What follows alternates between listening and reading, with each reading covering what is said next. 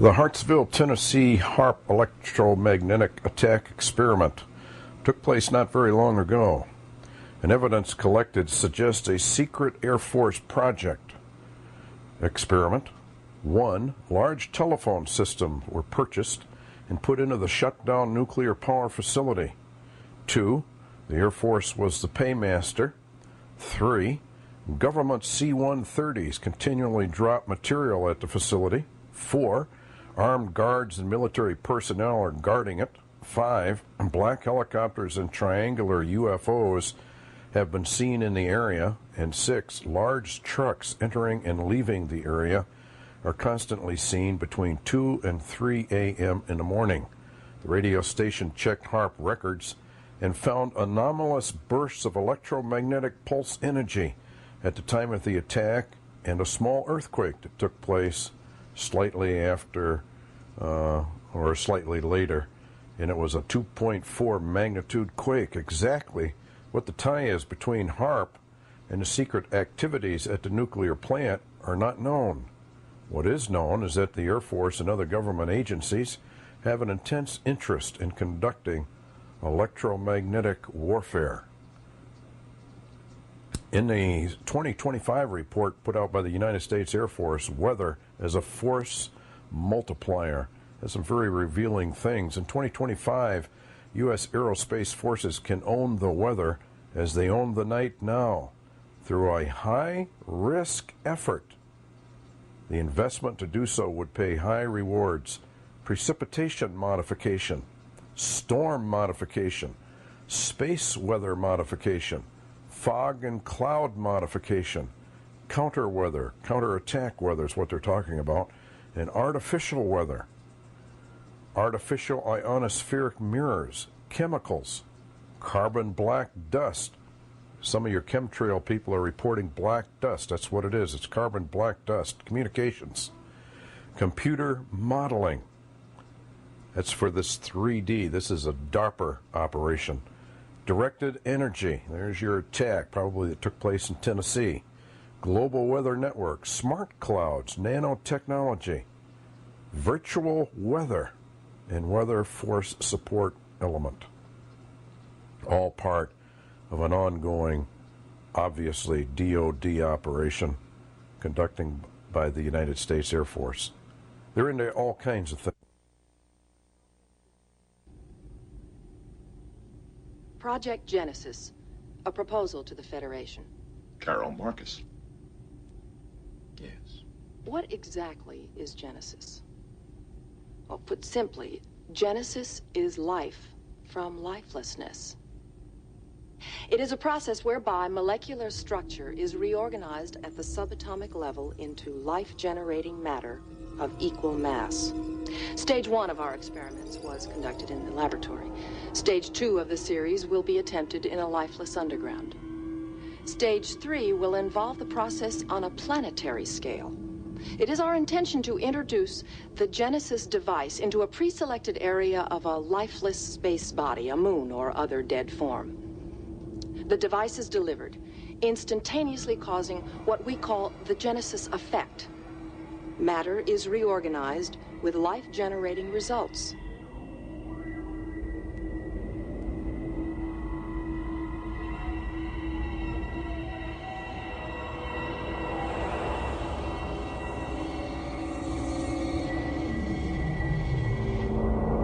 Instead of a dead moon, a living, breathing planet capable of sustaining whatever life forms we see fit to deposit on it. Fascinating. The reformed moon simulated here represents the merest fraction of the Genesis potential, should the Federation wish to fund these experiments to their logical conclusion. When we consider the cosmic problems of population and food supply, the usefulness of this process becomes clear. This concludes our proposal. Thank you for your attention. It literally is Genesis. Power creation. What you just saw is actually being considered, although it may sound far out. Valid scientific studies have already been done on terraforming Mars and making it fit for habitation. In terraforming, Chris McKay proposes that we deploy factories on Mars to produce potent greenhouse gases. As these accumulate in the air, Mars' greenhouse effect would increase dramatically. More solar energy would get trapped in the atmosphere, the temperature would rise, and perhaps in 100 years, carbon dioxide would start coming out of the soil, releasing another potent greenhouse gas into the atmosphere and raising the temperature. Soon, during the Martian summer, water would melt at the poles.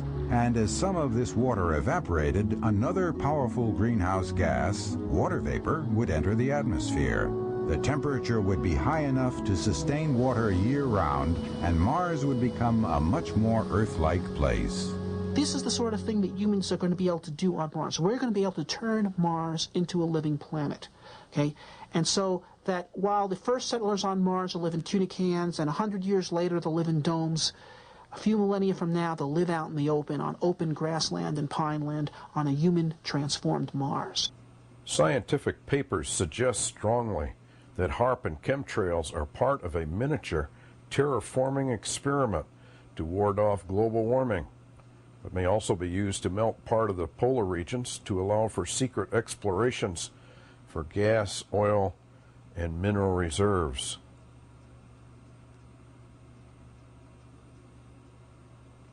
Part of 2025 is selective control over the weather and also climate control in specific regions. This means the elite may well be tampering with the polar regions and attempting to offset those effects by chemtrail scatterers, as well as trying to cool the planet slightly. Now, while the hype is on global warming, scientific studies will show that the actual problem is not global warming.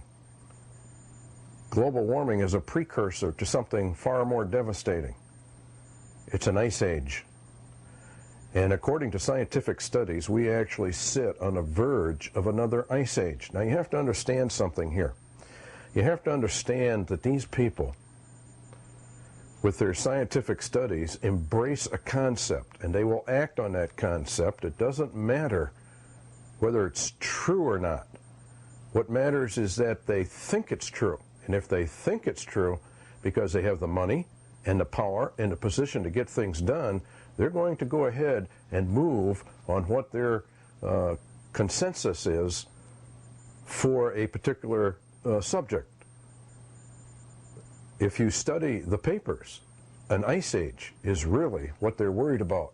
And I think we can prove that an ice age is what they're worried about when it comes to alternatives 1, 2, and 3, because global warming, although devastating as it is, in changes of the climate around the world and shifting areas of agriculture production, etc., the flooding, the storms, the damages from the storms is one thing, but an ice age is devastating.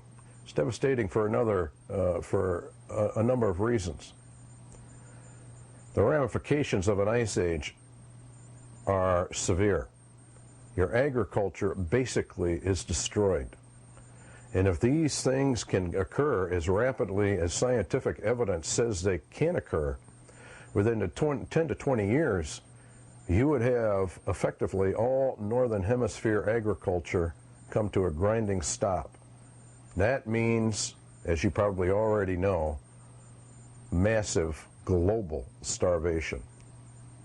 The northern industrial nations would slowly become uninhabitable in spite of all the technology that they could employ to stop it. If an ice age actually begins and the ice starts to creep down over Canada in the northern United States, all those people in those regions have to move south.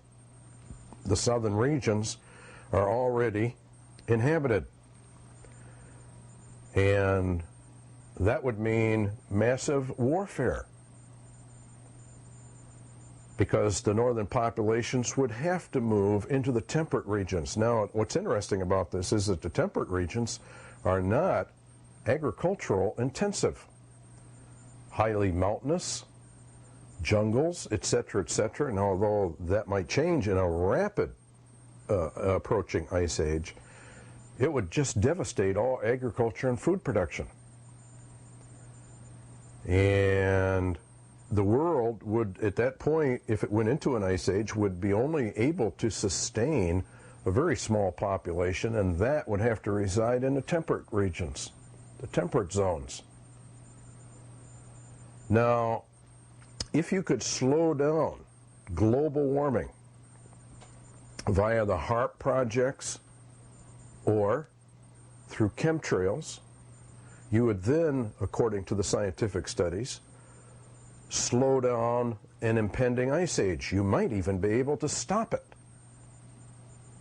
Now, if you get into what they're doing for solutions to stopping an impending ice age, it then becomes a little more clear as to why possibly alternatives 1, 2, and 3 are actually being carried out. To slow global warming by any means possible, you'd have to, 1, rewild the earth. The reason you would rewild the earth is you want to have all this green absorbing all the carbon dioxide. It not only would absorb the carbon dioxide, you see, but at the same time, it releases a lot of oxygen. The second thing you would want to do is depopulate the earth.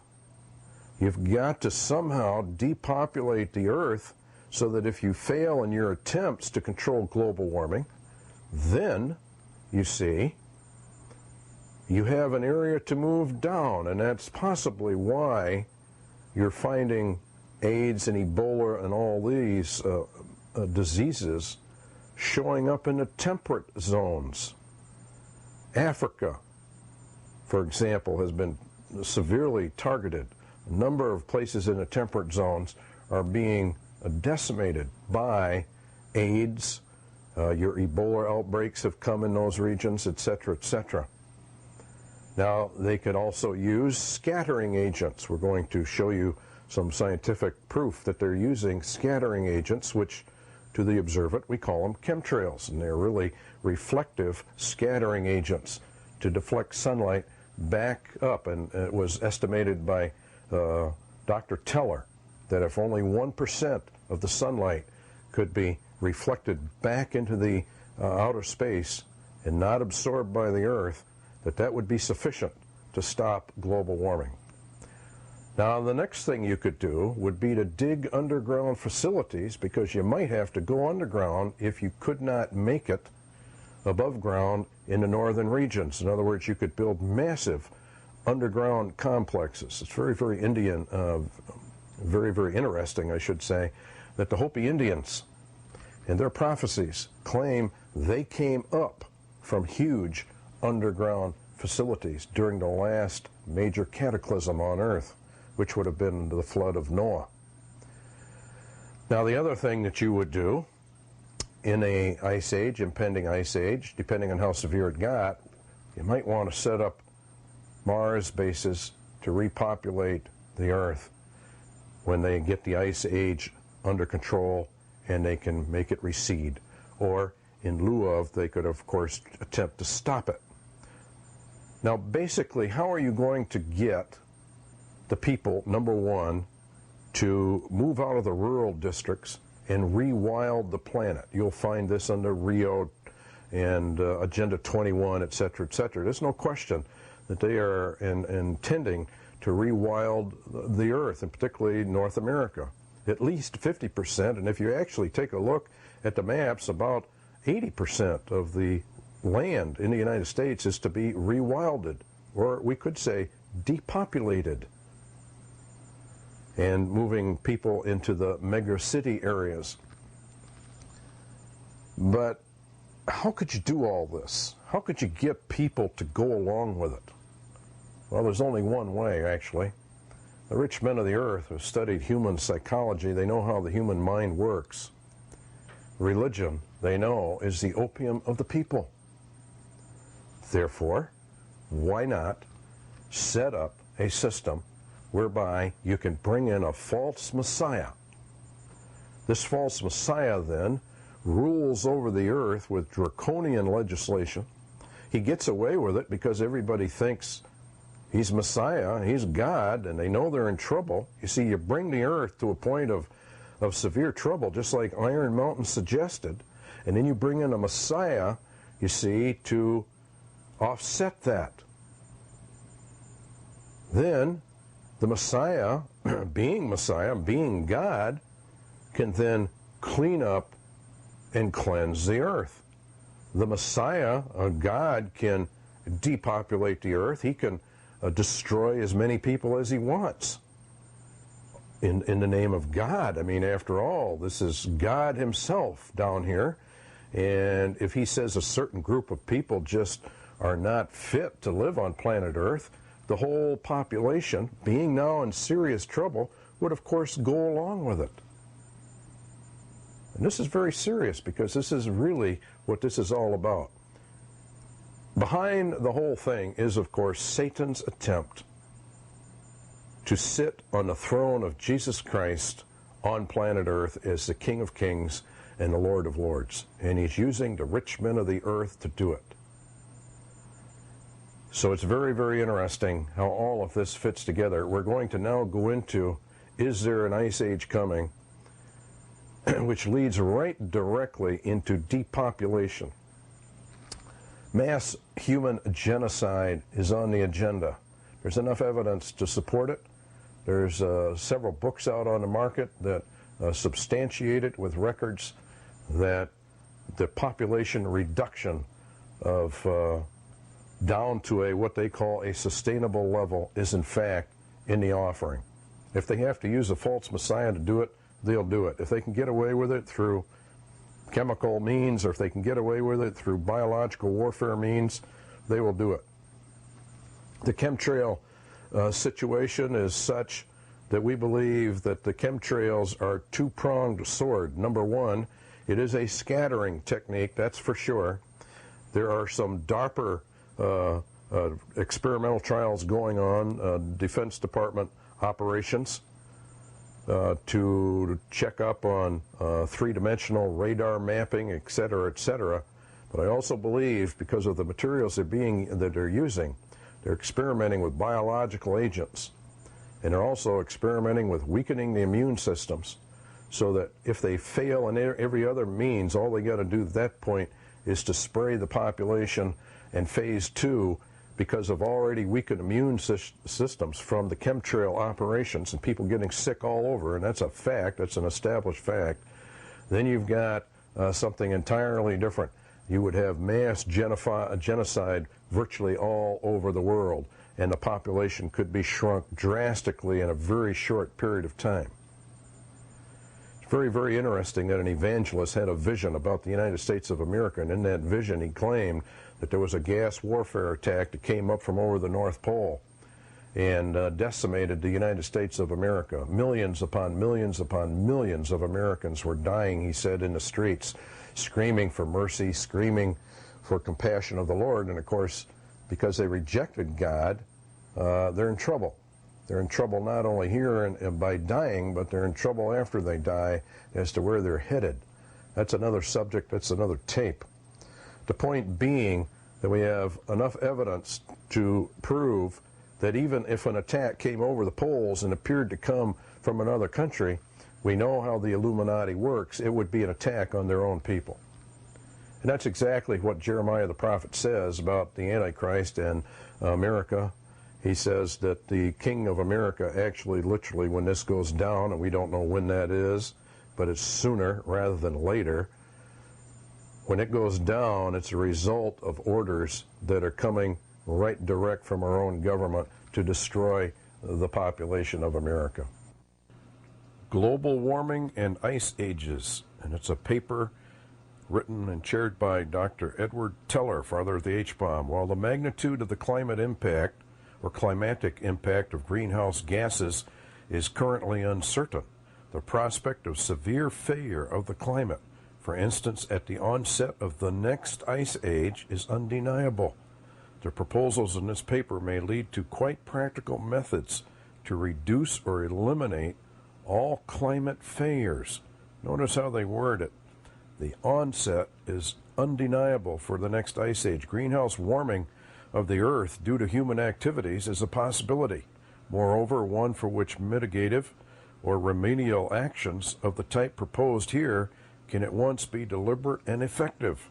In contrast, Ice Age severity cooling, another in a series of events that has occurred quasi-periodically many times during the last 1.2 million years, is a practical certainty. They're positive another ice age is on the way. Moreover, a several-decade duration cold snap of Ice Age maximum temperature drop is known to have occurred in the Northern Hemisphere with essentially no warning during the last interglacial under the precursor climatic conditions only slightly warmer than the present-day one. So global warming, if it goes up a few more degrees, is going to trigger another ice age.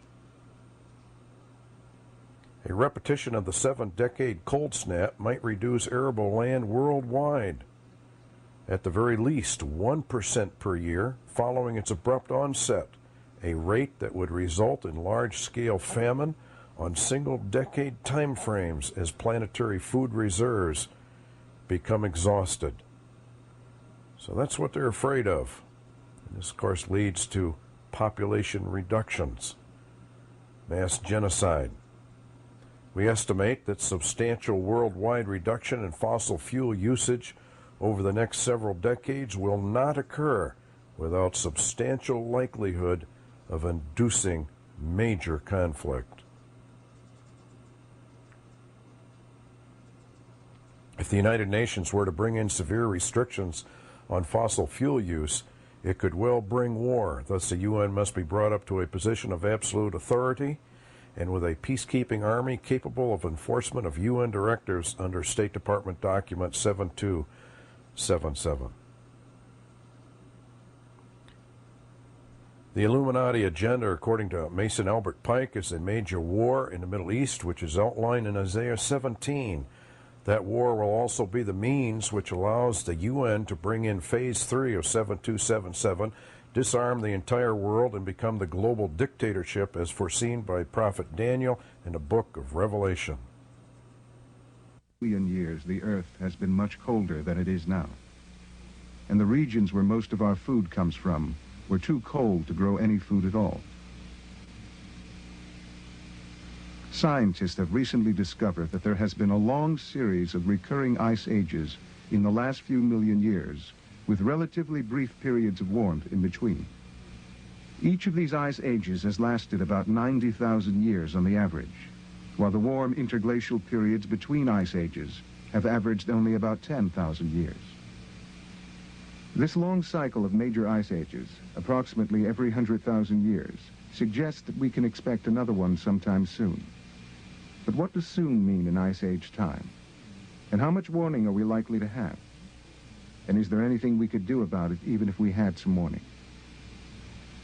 Recent studies of ancient ice deposits and of underground layers of pollen from trees that lived 100,000 years ago suggest that last time, the final transition from a warm to an ice age climate happened incredibly fast. Not over thousands or even hundreds of years, but in less than 20 years. When the shift occurs, the climate in many regions of the Earth cools very quickly. Fruit and nut trees that need warm weather no longer grow in many temperate regions, and they are replaced by the kinds of trees now found only in areas like northern Sweden and Alaska. The glaciers will take many thousands of years to reach their maximum point, but the climate cools so suddenly that agriculture almost instantly becomes all but impossible in most regions of the Earth. Some recent evidence suggests that we may now be more than halfway through such a rapid, perhaps less than 20-year transition period, and that we may be less than 7 years away from the beginning of the next ice age.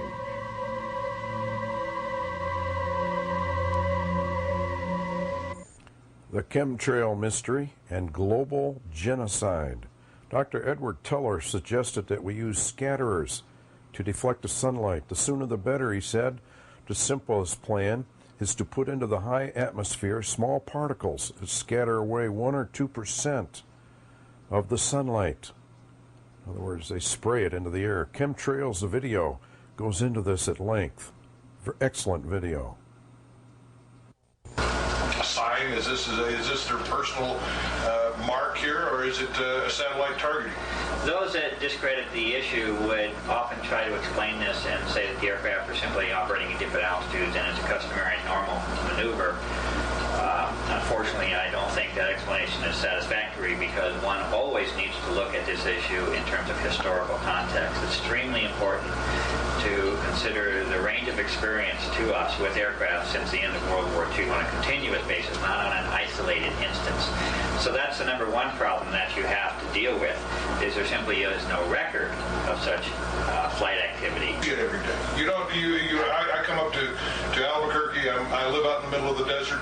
I can see both ends of the state, and I see the contrails. I'd say on an average of once every 10 days, once maybe twice a month. What's the average rate of sightings of this? 2 to 4 times a week. Keep in mind that I'm a carpenter, so I work outside almost daily, and where I can have a full view of the skies. And in fact, that's when I first sighted this activity. So 2 to 4 times a week is what we're seeing now. I mean, atmospheric pollution. Some believe it's a residue from a new jet fuel. Others even think it's a military weather modification program. And in Olympia, State Senator Bob Morton has written this letter to the military asking if there is a connection between the mysterious jet trails and a mysterious illness affecting flight attendants on Alaska Airlines. I am a pilot, private pilot, done a lot of flying, and yes, I have to admit that I have at times been curious as to how come the width and that what appears to be the collecting of these contrails into a cloud formation. Normally they've been just a straight trail, but these do appear to be different. So far we have few answers, just many questions. And a unique oval-shaped contrail left by a test flight.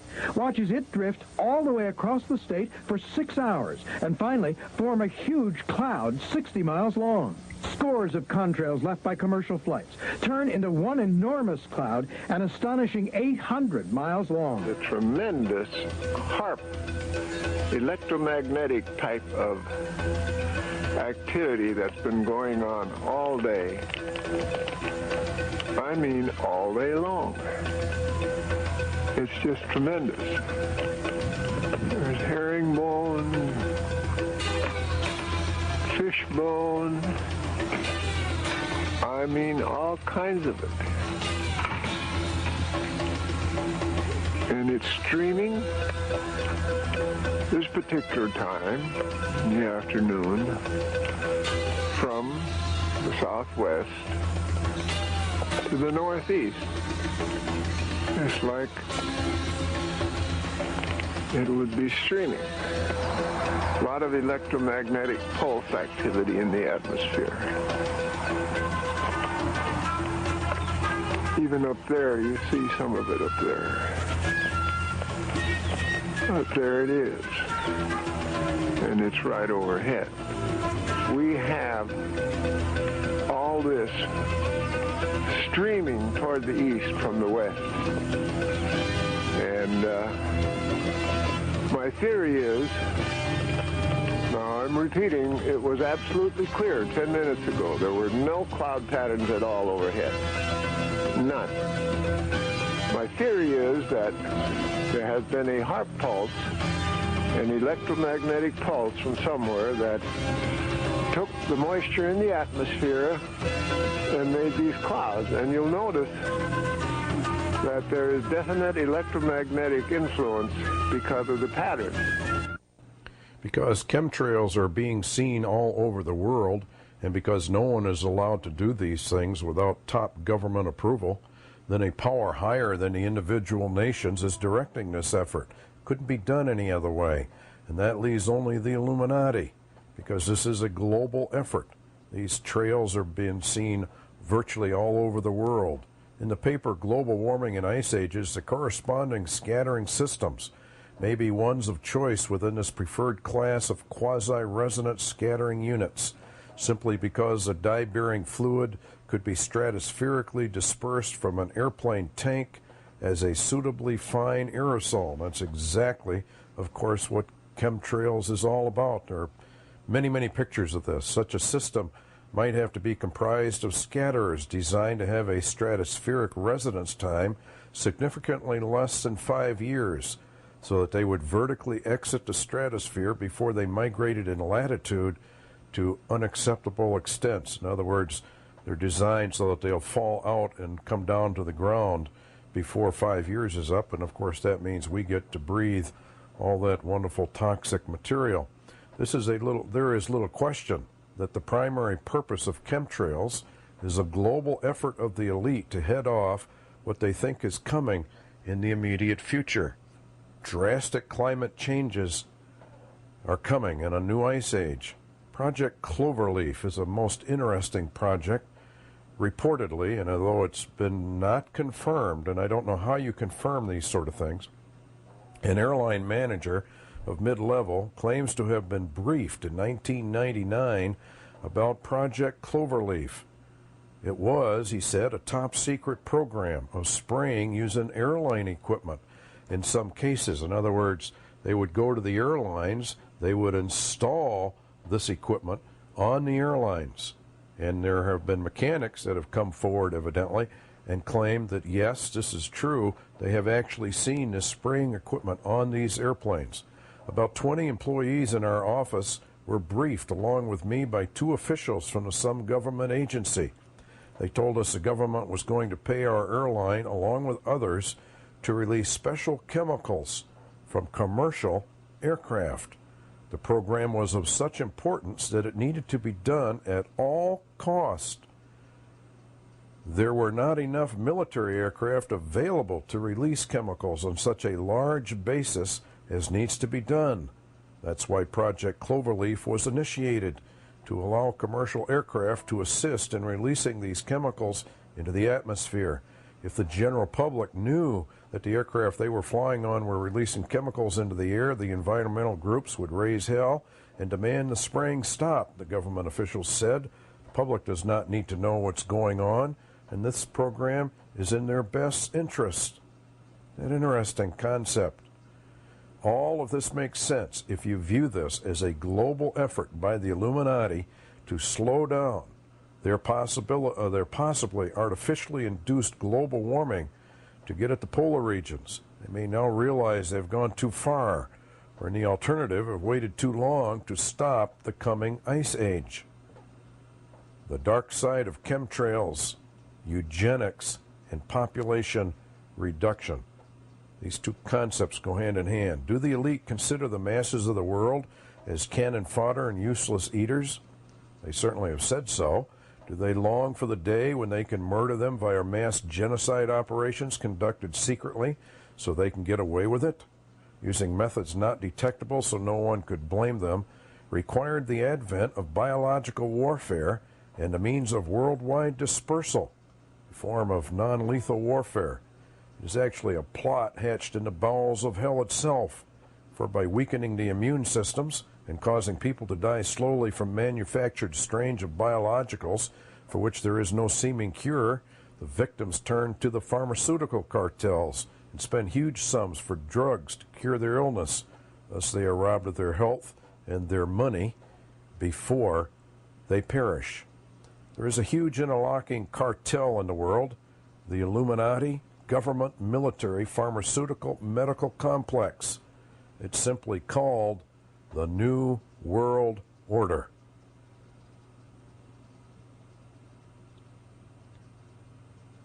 The victims are forced to pay tribute to their executioners, only they do not realize that's what's really going on. The emerging viruses, AIDS and Ebola, nature, accident, or intentional, an excellent book on the market. We urge you to go buy it. Dr. Len Horowitz, who wrote this book, was interviewed in the video Chemtrails. The video, listen to what he said.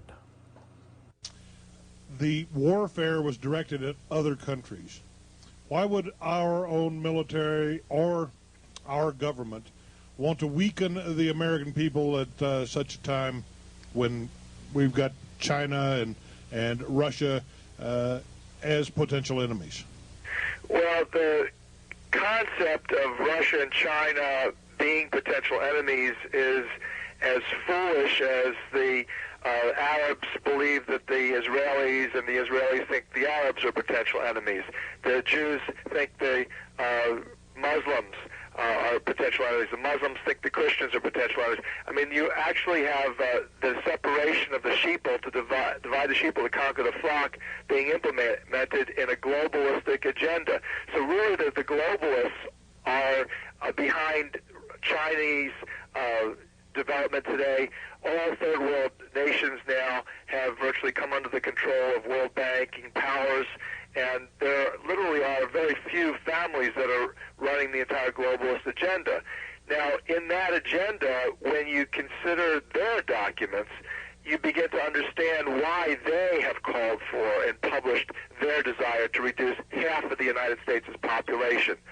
Why it would be that they would target the United States military, for example, with Gulf War syndrome, is another great example of non-lethal military warfare. Combinations of cofactors, biological and chemical weapons, very difficult to diagnose, even harder to treat. Why would they have known these vaccines delivered these types of effects, these cofactor diseases, along with the chemical toxins gotten in the Gulf? Well, the bottom line is that with a traditional U.S. military composed of sovereign-thinking, nationalist-thinking human beings who swear that they would kill and or be killed to defend the United States Constitution against all foreign and domestic threats. Well, you see, those types of people represent a liability in the New World Order or the globalist agenda, whereby you're looking at one world government, one world peacekeeping force, NATO, one world bank, one world economy, one world court, and so that, and one world, obviously, health organization, again, largely controlled by the Rockefeller family. So that these people represented a liability in this evolutionary time of a new world order, a globalistic agenda. So you have to cull them. You have to kill many of them. You have to defund them, demoralize them, defanging the United States military. And that's precisely, if you've talked to military officers, what's been going on for the last decade with the United States military. Likewise, the U.S. population. Clay, the number one question that people always ask me is, well, if this is done for economic reasons primarily, it's foolish because why would they want to kill more people? Because they're making money from the people. Well, the bottom line is I liken it to a monopoly game, where at the end of a monopoly game, virtually one person or one party owns all the real estate. And then at the end of the game, you put the board away. Well, you don't do that on planet Earth. But what you do is if you own all the real estate, and virtually anyone that's indebted, anybody that has basically taken out loans now and owes their life to the banksters, which ultimately is controlled by one globalistic banking economy now, that you ultimately, they own all the property, really. And so that at the end of this game, called the New World Order, you don't put away the board, you simply change the borders. You change the board, and you get rid of the players that you don't want. And the players that you don't want, and again, I have to really reflect on Bible scripture, that it is not against flesh and blood with whom we do battle. It is spiritual warfare that is ongoing. And so ultimately what we're looking at is getting rid of Christians, getting rid of Jews. Why? Because these are the covenanted people. Getting rid of black people because they're heavily spiritually evolved. Their DNA is among the oldest in the world, and that they are certainly very, very soul-filled people. Getting rid of the natives in virtually every country. North American natives particularly are very spiritual people. You see that the primary targets that are very well articulated in the murals, for example, in Denver Airport, that I show during my lectures and presentations, and will be in the new book that I have coming out, God willing, on the spring of 2001, is called Death in the Air, and it goes into this chemtrail issue very heavily, and the spraying of malathion and the spraying of anvil and the West Nile virus issues, and then shows in living color these hideous pictures showing genocide of spiritually endowed human beings, because ultimately this is spiritual warfare. Now, I know that that's a foreign concept for a lot of ungodly people to accept, but that is the reality from a Harvard graduate researcher who critically looks at all the evidence before I say things and state my opinions about things. Ultimately, I can only conclude that after studying the globalists, understanding how they think, their ideology, again, most of them are Harvard trained. That's my alma mater. So, the fact is that I get where they're coming from, and where they're coming from is a position of devil doing. And so this is why, if you ask me why it is that they're taking out the United States military, this is a very spiritual country. It was founded on some basic spiritual tenets of Christianity, and ultimately it's got to go. Len, one final question. What can the American people do to protect themselves?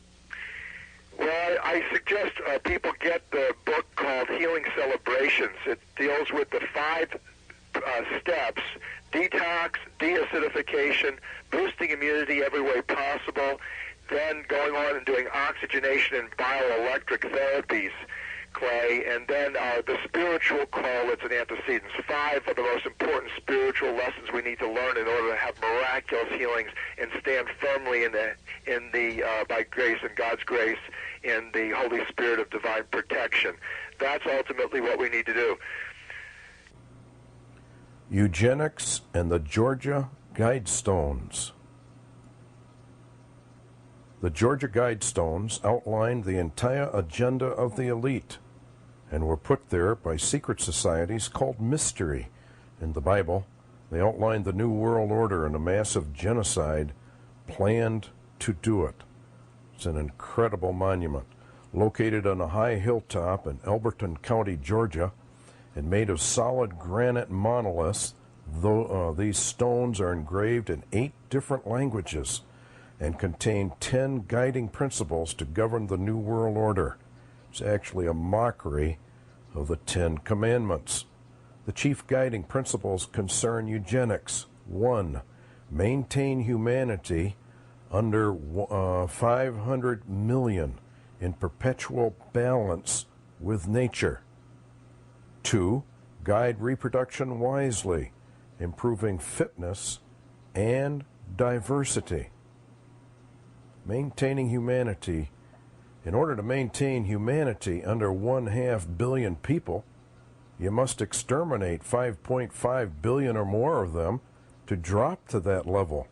This is global genocide on a level never heard of in all of history, yet no one says anything about it. The state of Georgia even promotes this hideous monument to Satan. In order to maintain humanity under 1/2 billion, you have to introduce a global eugenics program upon the masses of the world. The Bible says the time is coming when marriage is forbidden. Reproduction will be in the labs, per the report from Iron Mountain. There is no question but that a universal requirement that procreation be limited to the products of artificial insemination would provide a fully adequate substitute control for population levels. These people in the elite mean business, and they think the earth is way, way overpopulated. Such a reproductive system would, of course, have the added advantage of being susceptible of direct eugenic management. Its predictable further development, conception, and embryonic growth taking place wholly under laboratory conditions would extend the controls to their logical conclusion. Guide reproduction wisely, improving fitness and diversity. This is what Hitler was doing. The Bible says that a global Nazi fascist police state is coming. The Georgia Guidestones show us how they're going to do it. Biological warfare is the only available means to severely reduce the world population by spraying chemicals and or biological agents around the world to destroy human immune systems. The goal is accomplished. If scatterers were also toxic to humans, that is, they attack immune systems, then you have an ideal combination. You kill 2 birds with one stone. With immune systems weakened via HAARP, electromagnetic environments, vaccinations, and toxic chemtrails, you then only need to introduce a deadly virus, and mass genocide becomes a stark reality, with no one to blame. The Bible calls this day a day of slaughter. Many physicians who have studied the AIDS virus and many official records have concluded it was manufactured under orders from the UN's WHO, the World Health Organization. Now the UN is calling for mandatory AIDS vaccination for all people. To what ultimate purpose? And what would be contained in those vaccinations? Rewilding the world, Agenda 21, and a host of other Rio Earth Summit concepts go hand in hand with depopulation. It returns the Earth to a pre-man condition. This greening soaks up excess CO2, thereby slowing global warming. If an ice age does occur, the population has already been reduced to a sustainable level. And so you see they work this concept together. This rewilding also brings all major food production areas in the United States under direct UN control. The maps they have actually prove it. The same appears to be true in other countries as well. Hence, the New World Order will also control all the food production of the world. By controlling all farming via government regulations and controls, the farmers are reduced to serfs, as in the Dark Ages. By controlling the food supply, distribution, and purchasing of foodstuffs, they can totally control the masses. Here's a UN rewilding map for the United States. Red is no use whatsoever. You can't live there. You can't even fly over it. Yellow is restricted use. Only officials can be there. And you'll notice this map is predominantly red and yellow, with very few areas of green. Look at the Midwest and what they do there. Horrible situation. And these are maps that they're going to be using. In fact, they are already implementing this sort of thing all over the country. We propose nothing less than the rewilding of North America, nothing less than the renegotiation of the human covenant with the land. And this new vision has a detailed plan for scientifically based wilderness recovery networks for the entire continent. In so doing, we will set a new agenda for conservation in North America. We will reframe the conservation debate in terms of the continuation of the evolutionary processes and the flourishing of all Native American. This is a big, big project. The Wildlands Project is coming together at the grassroots conservation activists and conservation biologists in a time of crisis. You see, there's your crisis again. This has been magnified, like Iron Mountain said you had to do, as a crisis. We at the Wildlands Project are tired of campaigning for mere slowing of the rate of destruction of national diversity. We will no longer accept the status quo. What we seek is nothing less than the full flowering of the natural biological diversity of North America. We welcome all those who share this audacious vision and passion. Dave Foreman. He was one of the founders, actually, of the Wildlands concept.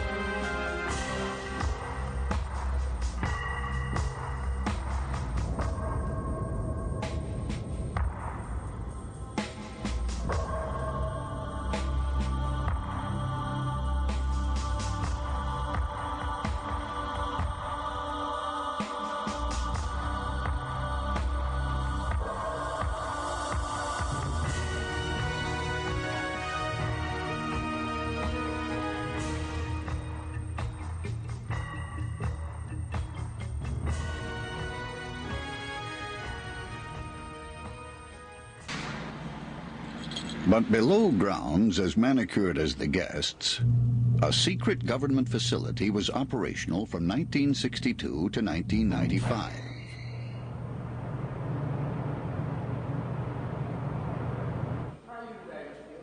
Fritz Bugas directed the resort's audiovisual services for 25 years. But that wasn't his only job. For 24 years before that, he'd been an Army intelligence officer. And his other job here was managing the bunker. In the 30-plus years that the fallout shelter was in operation, literally tens of thousands of individuals have walked through this foyer not knowing what was behind this door. In 1958, the Greenbrier was adding a new wing. Federal officials had contracted with the resort to build a secret facility at the same time. A place for Congress in case the Soviets radiated Washington. The new construction was perfect cover. The former Congressional Relocation Facility located here at the Greenbrier was a self-contained, sustaining facility. It had an independent power, water, and air source, as well as a supply of freeze-dried and dehydrated foodstuffs that would feed 1,000 individuals for a period of 60 days. Congress would need to function after a nuclear attack, including decontamination chambers. The new exhibits and meeting rooms had explained 3 years of digging and building. But no one realized they were part of and covered the bulk of the 5-star bomb shelter. In October 1962, the bunker was nearly complete. And just in time for the Cuban Missile Crisis. Not just another armed and guarded military base. From here, the people who monitor North America's air and space defense system keep eyes on the skies. For 30 years, the mission at Cheyenne Mountain Operations Center has been to deter nuclear war. And invisibility is always the uniform of the day. A tunnel nearly a mile long bisects the mountain. From entrance to blast doors, it's a 5-minute drive through solid rock.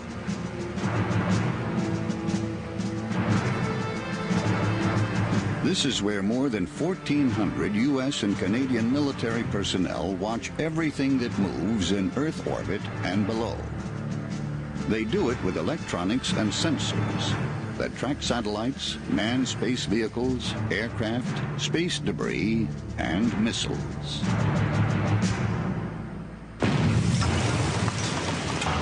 The Operations Center took shape starting in 1961, when the Army Corps of Engineers blasted through granite. They wanted to build a bunker that could survive an earthquake or a nuclear detonation. They excavated a 5-acre tunnel system, removing more than 1 billion pounds of rock. The whole complex sits on steel springs, 1,300 of them, to absorb shock waves that go with earthquakes and nuclear blasts. If the U.S. ever goes to war, Cheyenne can seal itself from the outside world behind 25-ton blast doors. Now that's a bomb shelter.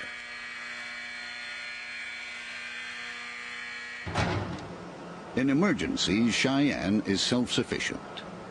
6 2,800-horsepower diesel engines, the kind that drive battleships, generate electricity. A spring-fed cave lake is the emergency water supply. And temperature's no problem. Cheyenne uses so many computers that they produce enough heat to warm the whole facility. The 12-member battle staff has met twice to deal with national emergencies since the complex opened in 1965. the 1973 Yom Kippur War, and the 1991 Persian Gulf War. The command center is Cheyenne's brain. Here, the staff monitors events around the world based on data collected from a global network of space sensors and land sites. This is audio free, right? Cheyenne personnel can communicate almost instantly with the Pentagon's National Military Command Center and other defense operations centers.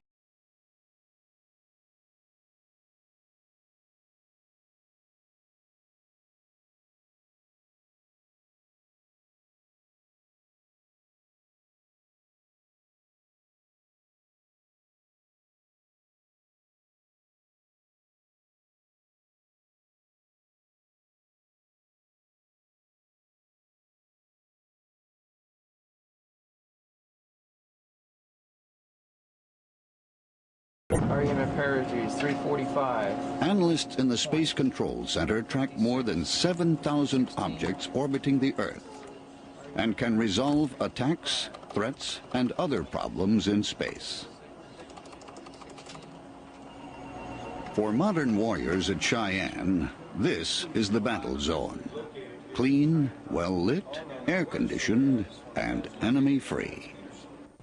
Well-known underground facilities, Iron Mountain, that's a Rockefeller installation for elite protection of the bankers. Mount Weather, that's FEMA, Federal Emergency Management Agency, COG, Continuity of Government. China Lake, Black Operations, Naval. Dulce, Black Projects. Area 51, Black Projects. Denver International Airport has a large underground facility under it, unknown for what that purpose is, and many others. How many private facilities owned by the elite are there? Where would they be located?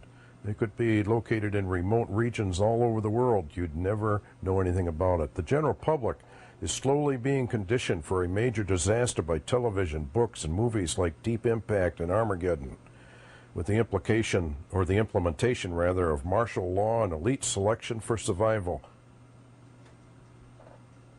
Ever since the comet was discovered, we've been hoping and working for the best. But we've also been planning for the worst. Our strategy has been twofold. First, our Strategic Missile Command is preparing to coordinate with the Russians a massive strike of Titan missiles to intercept the comets. If we can deflect these comets enough, they will bounce harmlessly off our atmosphere and head on out into space. Unfortunately, the Titans cannot be launched until the comets are only a few hours away. And while we are confident the missile attack will succeed, it is only prudent that we now take cautionary steps to ensure the continuation of our way of life, to guarantee that there will be enough of us left to rebuild a new world in the unlikely event that the comets do strike the Earth. So, in the soft limestone of Missouri, we've been preparing a network of immense caves, and they're almost finished. And we can put 1 million people in them. And that 1 million people can survive there underground for 2 years until the air clears and the dust settles. And the cave is more than a dormitory. It's our new Noah's Ark. We're storing seeds and seedlings, plants, animals, enough to start over. On August 10th, a computer will randomly select 800,000 Americans to join the 200,000 scientists, doctors, engineers, teachers, soldiers, and artists who have already been chosen. Other countries are preparing similar caves along whatever lines they feel are best to preserve their way of life. This is ours. Beginning tonight and continuing until the crisis passes, I am declaring a state of martial law. The armed forces and the National Guard are working with local law enforcement. A national curfew begins at midnight tonight. Now, wherever you are, go home. Stay off the roads after sunset. Crimes against persons or property will be dealt with swiftly and harshly. News stations around the nation are being faxed copies of the lottery procedure as we speak, and they'll be broadcasting the details to you in a few moments. We now have the details for the National Lottery. Those of you who have been pre-selected will be notified within the next few minutes. For the rest, on the night of August 10th, those whose social security numbers have been randomly selected by computer will be notified. While some Americans over 50 years of age have been pre-selected for the ARC due to their expertise in a necessary field of study, no men and women over 50 in the general population will be included in the lottery.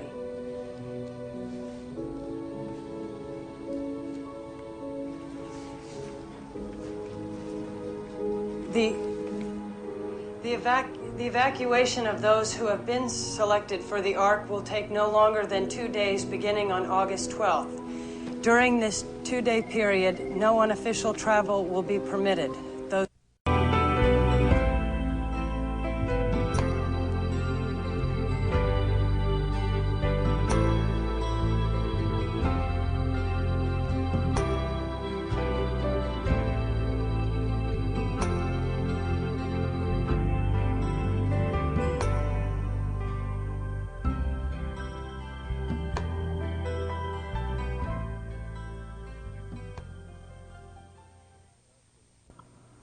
We have seen substantial proofs that the concepts behind the Alternative 3 broadcast are in fact true and are being carried out and hyped by major media outlets.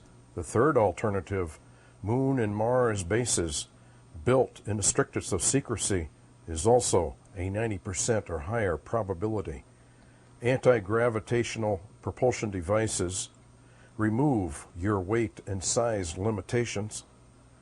That means that they can build large capacity ships of various sizes and shapes depending upon their requirements. And they could be constructed and launched from remote areas of the world.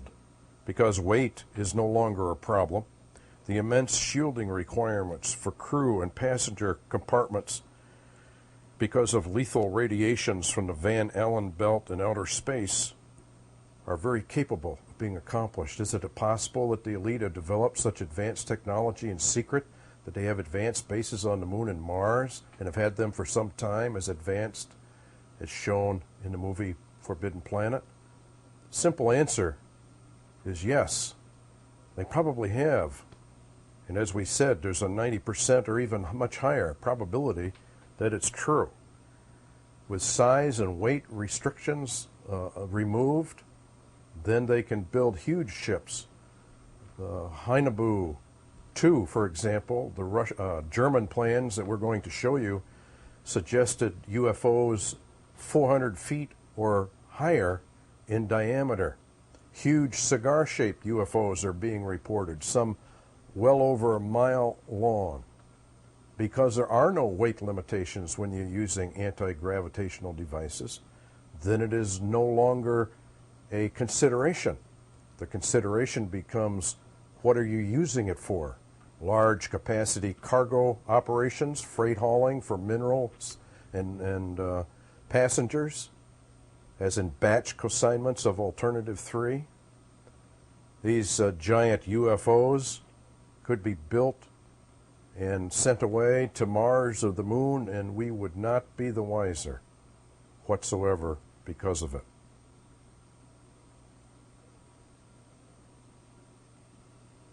In the television release of Alternative 3, they play what they claim is a recording of astronaut Bob Groden, obviously not his real name, speaking of these huge UFOs. During the interview for TV, he spoke of others being there first. Is astronaut Bob Groden before his first moonwalk. More than one of the men who were part of that first Apollo program found it difficult to readjust to life back on Earth, but no one more so than this man.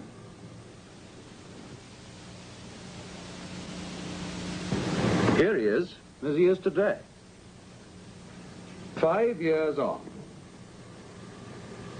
There were psychological factors, it seemed, which on the surface could explain away the changes in personality, the instability, the breakdown of former relationships. But what exactly were those psychological factors?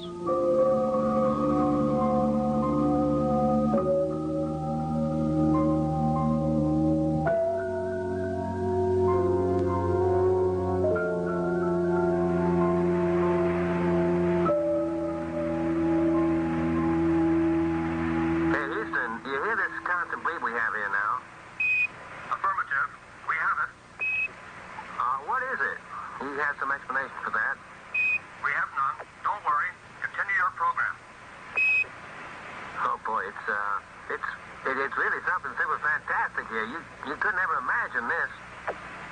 Roger, we know about that. Could you go the other way? Go back the other way. Well, this kind of ridge, pretty spectacular. My God, what is that there? That's Apollo. What the hell is that? Go Tango. Tango. There's kind of light there now. Roger, we got it. We've marked it. Lose communication. Bravo Tango. Bravo Tango. Select Jezebel. Jezebel. Yeah. But this is unbelievable. We call her off. Bravo Tango. Bravo Tango. Bravo Tango, Jezebel. A form of code, but meaning what? Certainly nothing to the 600 million people listening on Earth below. From Boston, Massachusetts, we arranged for ex-astronaut Bob Grodin to talk to us. The interview was filmed to be edited later. Can you hear me all right? Can you hear me in Boston? Yeah, go ahead. Grodin showed no reluctance to discuss the breakdown he'd suffered after his return from space. But nothing remarkable seemed likely to come from the interview until I asked this question. It's been suggested, among others by some very responsible people, that you, all of you on the Apollo program, saw far more out there than you've been allowed to admit publicly. Would you like to comment on that suggestion? What the hell are you trying to do to me? Can I ask you that? What the hell are you trying to do to me? Well, I was only trying to... You trying to screw me? Is that what you're trying to do? You trying to screw me? Like that dumb bastard Valentine? Is that what you're trying to do? Well, why me? I was up there to do a job, man. That's all I was up there to do. I don't have to answer questions. Oh, hell. What's the matter with this thing now? It's not this end. Somebody's pulled a switch somewhere. That somewhere, so far as we could discover, was neither in London nor in Boston, but in the satellite connecting the two. The incident has never been explained.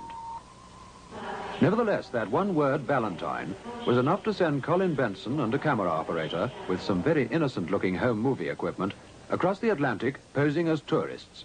This is what they brought back on 8mm film. I would never have found Bob Grodin unless he had been willing that I should. But starting with the few leads I had, I was brought eventually to the remote bungalow where he now lives. You want a beer? Mm-hmm. Sure. Just one. I'll wait. Annie! Annie, can we have a couple of cold beers? Well, what do you want to do? Do you want to do it out here or in there? Doesn't make any difference. I don't think we're going to have a private conversation. We're fine here. Huh? Michael, baby. Meet the professor. Hi. Thank you. You want to reveal all? Well, that's Annie. She's not my daughter, right? You put that on the record. Right? You got it, Bob. She's a great kid. Well, without her, I'm pretty lucky. We talked for an hour before Grodin became willing to discuss our previous and abortive satellite interview. You try that. Sure, thanks. What exactly can you tell us about Valentine? Well, what I remember of Valentine is he showed up at NASA with some tape he made. And he got pretty damn excited when they played it back in that jukebox. Jukebox? Well, a decoder. I mean, you can pick up the signal if you got the equipment, but you can't unscramble that. Without NASA's equipment? That's right. And some young guy helped him do it. You should have known better than that. Was it this man? Yeah, it could be. Yeah, it looks like him. Look, are you sure you don't want bourbon? No, beer's fine. What you're saying is that Valentine was killed because of what he discovered on that tape. Well, I'm saying nothing. I just saw the way that that those guys looked at him, and I knew those looks because they looked at me the same way. Those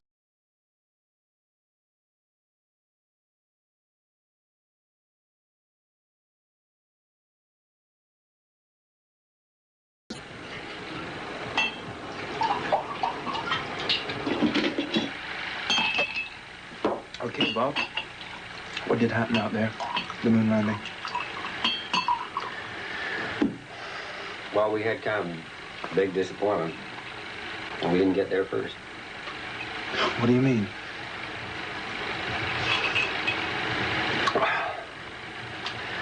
Those later Apollos, they're just a smoke screen.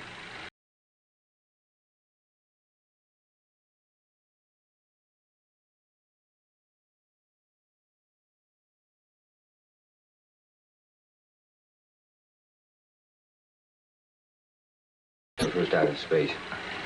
I mean, you don't think they just gave up, do you? Give up? I'm not a drink. You want a drink? No, I don't think so. Bob, you got to tell me, what is going on? I mean, what did you see? Well, we came down the wrong place. And it was crawling. Made what we all look like a milkworm. You're talking about men from Earth? Do you think that they need all that crap down in Florida to get two guys up there on a bicycle? The hell they do. You know why we're there? To give them a good PR story for all the hardware they're shooting out into space. No, we're nothing. Christ, we're nothing.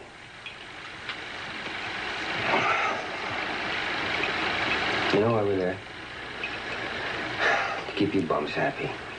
Stop you from asking questions about what the hell is really going on out there.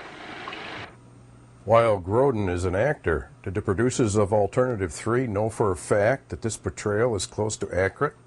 And who was there before NASA? Grodin said, ask NASA, ask the Kremlin, the intelligence agencies. Is this a top-secret collective operation of the Illuminati? There is an element of mystery which puzzles many people in my field. To put it at its simplest, none of us can understand how it is that the peace has been maintained for the past 25 years. You mean the experts are baffled? But also, for once, in agreement. The popular myth that it's been improved for the balance of nuclear power doesn't, frankly, hold up entirely. And the more you look at it, the less sense it makes. There are too many imbalances, especially when you put it in the perspective of history. So what is your explanation? Essentially, what we're suggesting is that at the very highest level of East-West diplomacy, there is operating a factor of which we know nothing. Now, it could just be, that this unknown factor is a massive but covered operation in space. As for the reason behind it, well, we're not in the business of speculation. First thing that I knew is on December 6, 1988, Bob came up here, as he usually did, in the evening. I was sitting here writing checks, and he sat right in that seat, and I said, what's going on, Bob? And he said, I saw a disc today. And I said, I was so startled, I thought I didn't hear him right. I said, what? And he said, I saw a disc today. And I said, theirs or ours? And he said, theirs. And I said, you went to the test site? He said, yeah, I just got back. This is the first time I went up there. I said, oh, my God. I said, well, what are you doing here? I said, don't jeopardize your security clearance. Work up there for a while and find out what's going on. He said, no. He said, you've taken so much flack over this thing, people not believing you. I'm going to tell you exactly what I saw.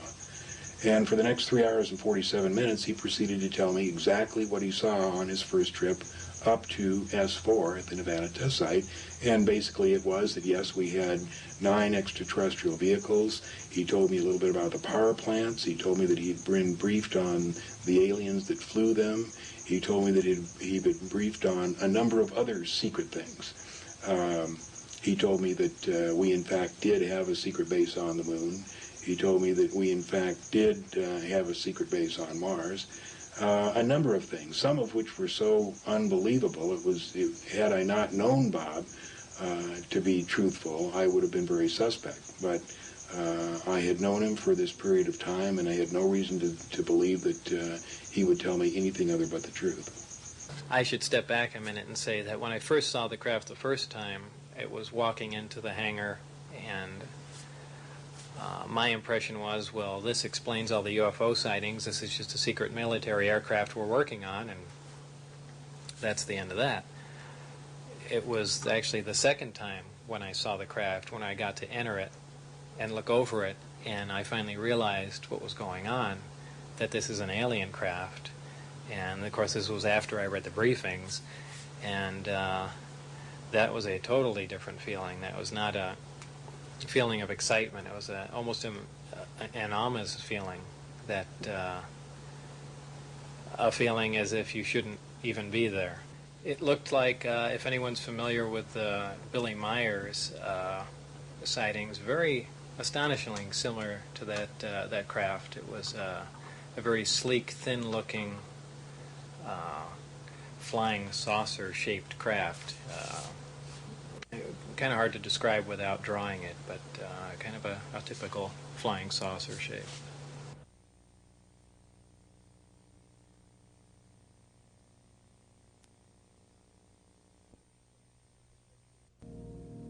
Strange tracks in the perpetual ice.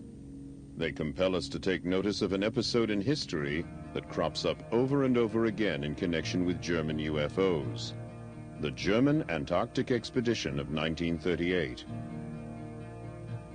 In that year, under the personal command of Hermann Göring, an unusual expedition was planned.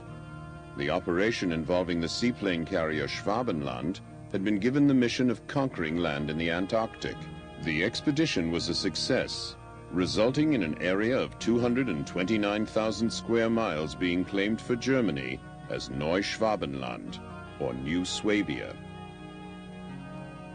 New Swabia is not just an ordinary tract of the Antarctic. It is a land with ice-free mountains and lakes, a habitable land which had never before been visited by any foreign expedition.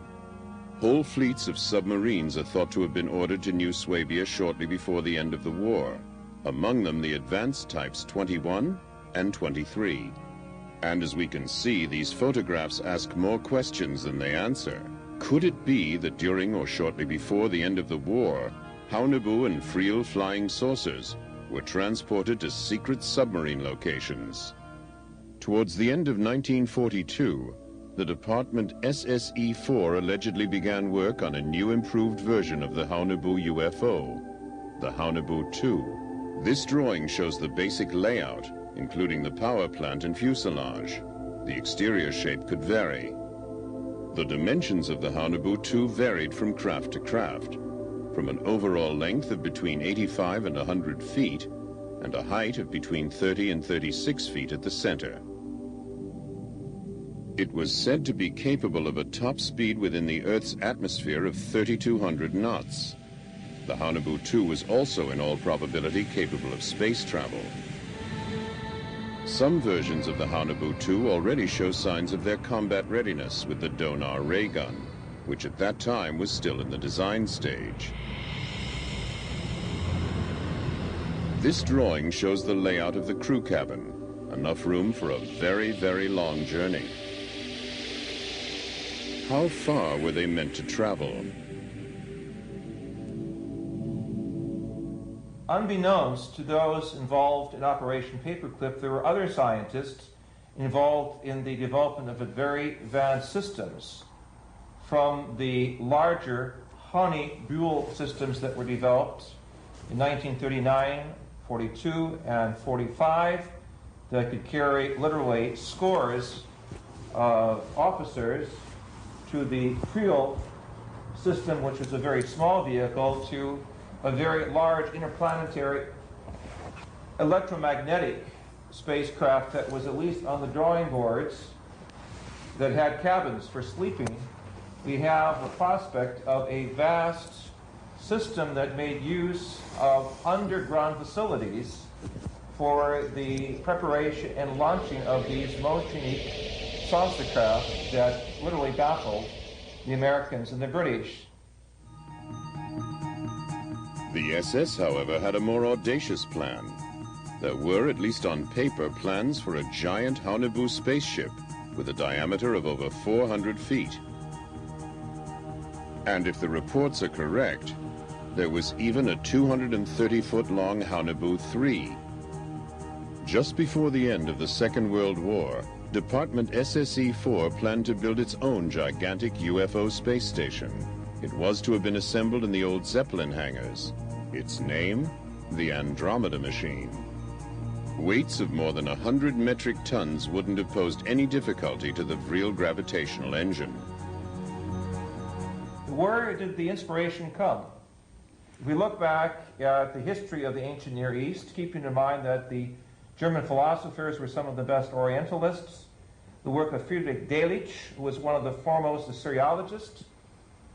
In his book, Bibel und Babel, the study of Babylon and the Bible, we acknowledge a reference to flying spacecraft. We have the same concepts in the Sanskrit traditions of the Vimana.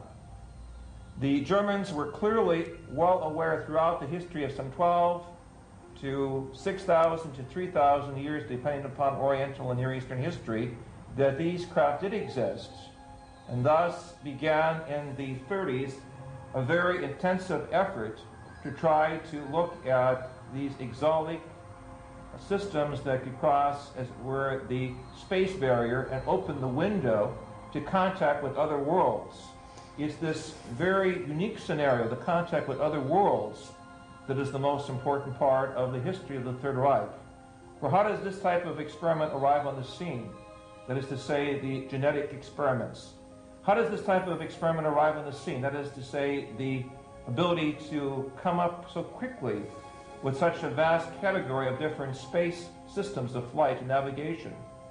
How does this system of a global science, that is to say, that gives German experts the ability to make expeditions to Kashmir and to the South Pole, suddenly appear on the scene?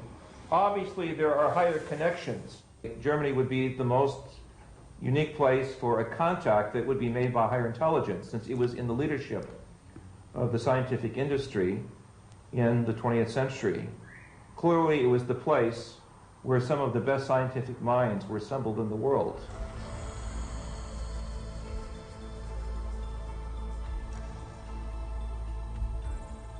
Can we really disregard the possibility that there was an alien influence or contact at work at that time?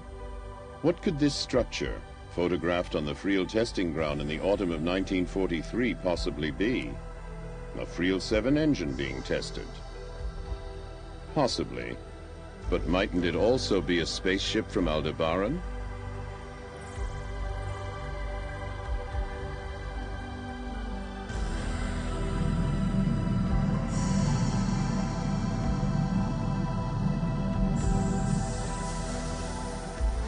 Now, we know that in the early parts of the war, there were certain factions of the Allied forces that did not believe he had a secret weapon.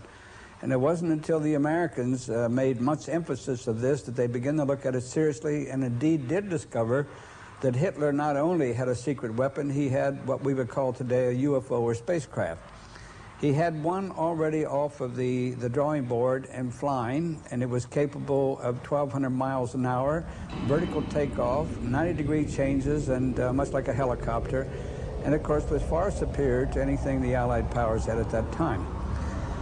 Secondly, they knew that he had another craft about to be up and going. It was capable of doing 2,500 miles an hour, which was double the original. And not only did it have the characteristics of the original craft, but it also had a laser weapon aboard it that was capable of penetrating 4 inches of armor. Now, needless to say that that really spooked the Allied forces into making a redemptive attempt against him and bringing him into a state of capitulation. Admiral Byrd was sent to Antarctica in an attempt to retrieve German secret technology that evaded the Allied forces. He was defeated and returned empty-handed. To bring some 4,000 soldiers, a battleship, an aircraft carrier, and a support team to go into an area if it was purely geological / geophysical exploration. Clearly, there were other unknown factors there, and it was up to the Americans to see if they could acquire this missing technology. That is one scenario. After a few days, however, and the loss of an undisclosed number of aircraft, the operation was abruptly terminated. What happened? What mysterious opponent could have repelled the Allied invasion so quickly and decisively? Could it have been the few remaining members of the German armed forces? Or perhaps even aliens from Aldebaran? Admiral Byrd later explained to the press that in the event of another war, the hard facts were that we would have to reckon with an attack from aircraft that could fly from pole to pole. Later reports indicated that Admiral Byrd was given 8 months and unlimited funding to go in and pull this thing successfully off. But we also know that within 8 weeks he was totally defeated. Now, the supposition at that point was that there was an advanced civilization and technology, most probably alien. There were with the Third Reich and the SS who was in Antarctica, and that those great and developed technologies were used to defeat Admiral Byrd. Throughout the world, in the ancient manuscripts of lost civilizations, we are confronted over and over again with tales of space-traveling gods who visited our planet to prepare mankind for a new age of knowledge and wisdom that would come about as a consequence of the next evolutionary step. The occult secret societies of the Third Reich knew of these traditions and sought ways to make contact with these space-traveling gods who had first arrived in Babylon all those centuries ago. Gods or fallen angels' technology. And it came to pass, when men began to multiply on the face of the earth, and daughters were born unto them, that the sons of God saw the daughters of men that they were fair, and they took them wives of all of which they chose. Genesis chapter 6, 1 and 2. Who are these sons of God? The book of Enoch and the Bible both claim emphatically they are fallen angels. And when the angels, the sons of heaven, it says in the book of Enoch, and being numerous in appearance, made men profane, and caused them to err, so that they sacrificed to devils as to gods. The word study means they came down in various shapes and sizes, posing as extraterrestrials. They also brought with them perverted secrets of heaven, and taught mankind many things, including astrology and astronomy, weapons of war, drug use, and tapping into Satan's spiritual powers, using levitation, anti-gravity. Most of the tribes of the earth accepted what they were told by the fallen angels and recorded them as coming from different stars and planets. Records from all over the world substantiate what the book of Enoch and the Bible claim, that they would be thought of as extraterrestrials. Phase 1 of the strong delusion was now firmly in place, ready for discovery and use by end-time mankind. The rejection of the Bible and its claims of creation, of fall, and the subsequent redemption was replaced by the theory of evolution and the so-called aliens. The ancient records of their visits, long thought as myth, would be finally accepted as truth, paving the way for contact and proving evolution true. The warnings of the scripture that the fallen angels would return posing as aliens would be rejected. The fallen angels then become the gods and are embraced by latter-day man as products of the evolutionary processes going on all over the universe. Hence, when they arrive for open contact, mankind will embrace them as gods and possibly even as their creators. Thus, once again, mankind will fall under the delusion that Satan and his fallen angels are gods. And the Bible says they will worship Satan as God. And they worship the dragon, who is, of course, Satan, which gave power unto the beast. And they worship the beast, saying, who is like unto the beast? Who is able to make war with him? The word worship means that they actually bow down, like licking the hand, before Satan himself, thinking, of course, that it's God. Germany was deep into the occult. The Illuminati is deep into the occult. The marriage between the Third Reich and their occult theology and the Illuminati came just after the war. Under Operation Paperclip, many of the German high command were placed in our intelligence agencies. The seeds of the Fourth Reich and the beast of Revelation were sown. The third beast of Daniel was Nazi Germany. Daniel chapter 7, with the wings of fowl, which in Scripture means of Satan. It would come back again and be the main part of the beast of Revelation. And that means that German technology will be used to fool the world into accepting the false Messiah. Lying signs and wonders, the Bible says. Ominous parallels in technology. The German HXV-3 Flying Wing 1945 plans for a 6-engine turbojet transport flying wing. German operational flying wing actually photographed in flight. Is the Flying Wing, the product of years of engineering research by Northrop Aircraft and the United States Air Force. Today, it is the latest answer to aviation's demand for more speed, more range, and greater efficiency of operations. The Flying Wing can carry a larger load faster, farther, and with greater economy than conventional airplanes of similar size and power. The amazing designs of Germany show up in the B-2 stealth bomber. Notice the occult star of Satan with the two horns pointed away from the bomber itself. And you're going to find German technology very deeply embedded in American aviation technology as well as American UFO technology. They've simply taken that and have had 50 years to develop.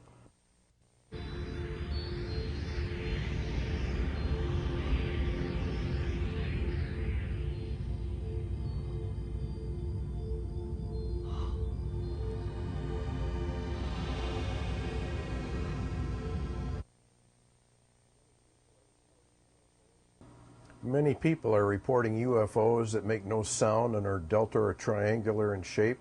They're usually black with a multitude of lights. X-Files told us what they are: military anti-gravitation projects. Your lives may be in danger. Why? You've seen things that weren't to be seen. Care and discretion are now imperative. I saw As I something said, I can provide you with information, but only so long as it's in my best interest to do so. What is your interest? The truth. I did see something, but it's gone. They took it from me. They erased it. You have to tell me what it was. A military UFO?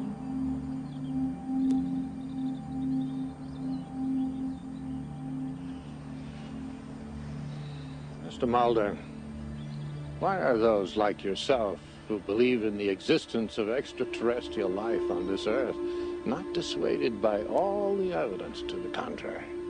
Because all the evidence to the contrary is not entirely dissuasive. Precisely. They're here, aren't they? Mr. Mulder, they've been here for a long, long time. Fallen angels have been here since before the creation of man, and they have been posing as extraterrestrials since the Genesis 6 encounter of the fifth kind. Skunk Works, California. Generations of deep black aircraft were built here. In recent years, its parking lot has remained full. Yet officially, it has little work underway. Too little to explain all the activity. Production of its Blackbird spy plane is long finished. Its last contract was for the stealth fighter. That is near completion. It cannot explain the work being done behind closed doors. Is a new, deep black triangular aircraft being built? Aviation experts suspect that the answer lies in a 1985 Pentagon document. a mysterious aircraft codenamed Aurora Project was accidentally included alongside budgets for the U-2 and Blackbird spy planes. There has been no mention of it since. The first thing I heard about Aurora was that air traffic controllers out on the West Coast were being told to expect very high-speed targets on their radar screens, that it was a classified program, that they weren't to panic and they weren't to report it to anybody else. The next piece of information, and the one that I think really started me investigating the Aurora story, was a sequence of sonic booms over California. On Thursday, June 18th, 1992, at 7 in the morning, and on 6 other Thursdays at the same hour in the preceding year, there was a minor tremor in Los Angeles.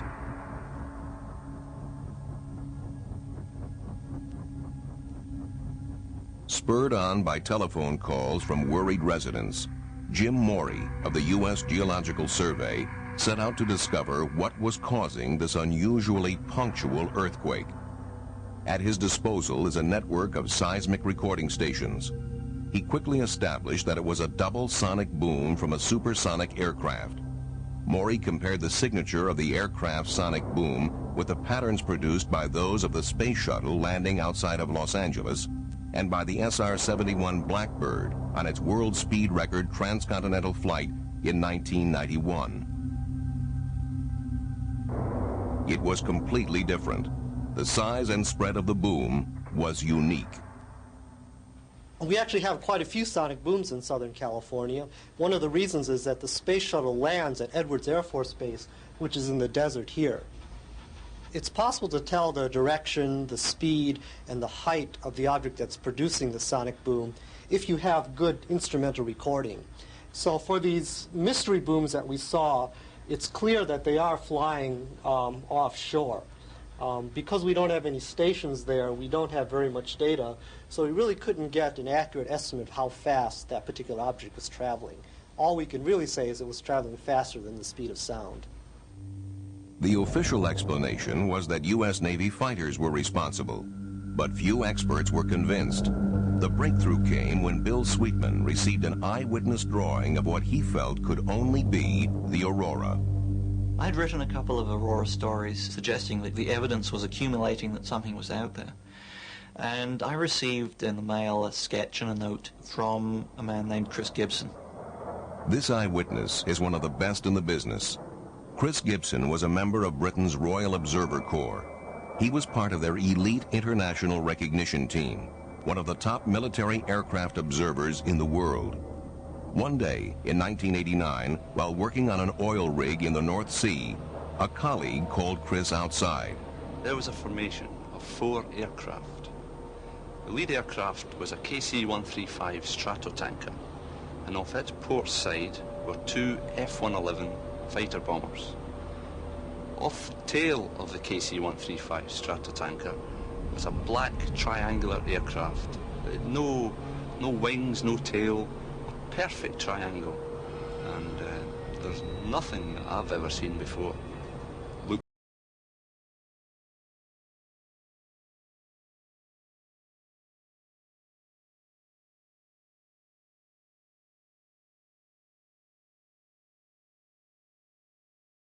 And the sonic booms told Bill Sweetman a great deal. If you're looking at an aircraft that is designed to fly at what's loosely called hypersonic speeds, that's 5 or 6 times the speed of sound or upwards, there are several things that become absolutely essential.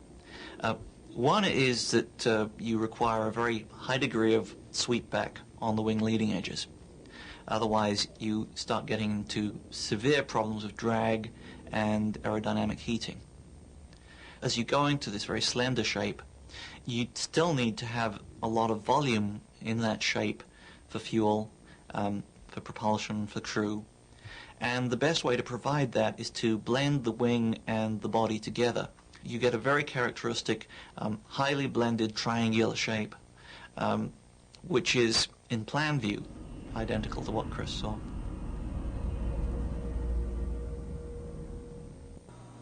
These black operations explore two types of technology, turbojet, ramjet, pulse jet, and other conventional technologies. And then the super black operations explore anti-gravitational technologies that are taken from Germany and the fallen angels.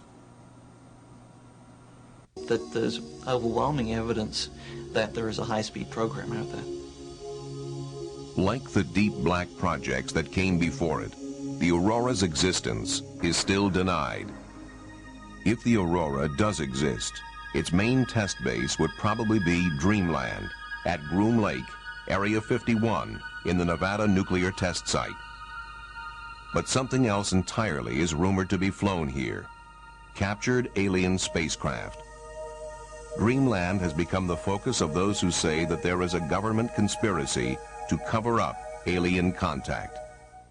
Time later that I was actually let inside it, and it became extremely obvious that this was something we didn't make, because only then, after seeing how small everything was inside, that it was obviously never made to hold a human. And they basically came clean with what we're doing is back engineering this because we want to find out how it was made. And that pretty much says it wasn't made here. The disc itself was on 3 levels. The upper level, which I never got to go on. The middle one where you enter, and then there's a lower one where the gravity amplifiers hang down and you can have access to the bottom part of the craft. It's a very eerie feeling to be in there. There are no obvious control panels or switches. The only thing sticking up out of the ground were 3 chairs, the reactor itself, and the actual gravity amplifiers. And underneath them were the other components to the propulsion system. But that's about all that was in there. Bob Lazar's story has been investigated by a reporter at the local TV station. Birthplace of what some have called the Cosmic Watergate. There had been stories about Dreamland floating around in Nevada for a number of years, little bits and pieces in the newspaper, references to secret programs, occasionally a reference to alien technology. There have been some of those same kind of references in ufological circles, people saying there's a secret base in Nevada, you better check this kind of a thing out. It wasn't until about 1987 I started digging into some of these things. In 1989, I met Robert Lazar, and the story he told me was an incredible one by any standards. I thought that if, in fact, any of this stuff checks out, it may be the biggest story in history. Does Lazar's story check out? Do any records of Lazar's past employment exist?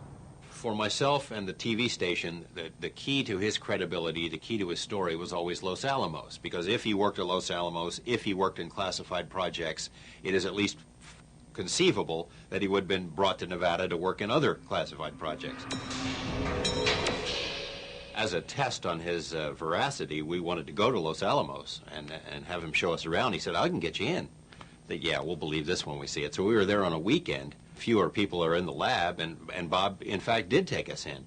And it was like following him through this labyrinth of different labs and facilities, and he knew his way around like a rabbit in its own burrow. He knew where everything was, and that impressed me, because how would he know if he hadn't been there? Los Alamos was uncooperative from the first day. Years and years went by, and I still couldn't get any confirmation from them that Bob had ever worked there. It makes no sense. They'd have no records on someone who worked there just a few years before, but that's what they were telling me. Now, I had interviewed other people that worked with Bob there who say that he was an employee, he was a physicist, and he worked in classified projects. If that were the case, where are the records? Because to this day, we still can't find them. What this tells me is that someone has tried to wipe out Bob's background so that fewer people will give him any credibility.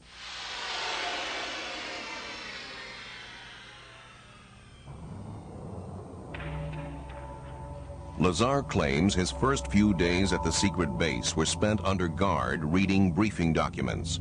According to Lazar, these documents possessed detailed knowledge of aliens and made clear that the spacecraft was not a recent acquisition. It seemed like they had been working on it for at least a couple of years, but it could have been 20 for all I know. Each group would work on a very specific part of the craft.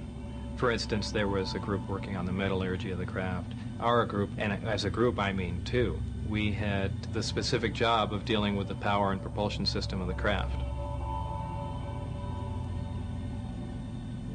Once when I went in the hangar, all the bay doors were open all the way down, and you can see that there were other crafts in there, and they were all completely different. Now, I was told that all the power sources and propulsion systems were identical in them. As far as how many of them were operational, I only know the one that I worked on was operational. The rest of them, for all I know, could have been cardboard mock-ups, so I really can't even comment on them.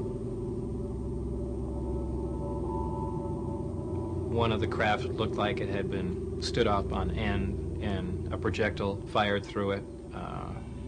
So I would imagine some of these crafts were non-functional.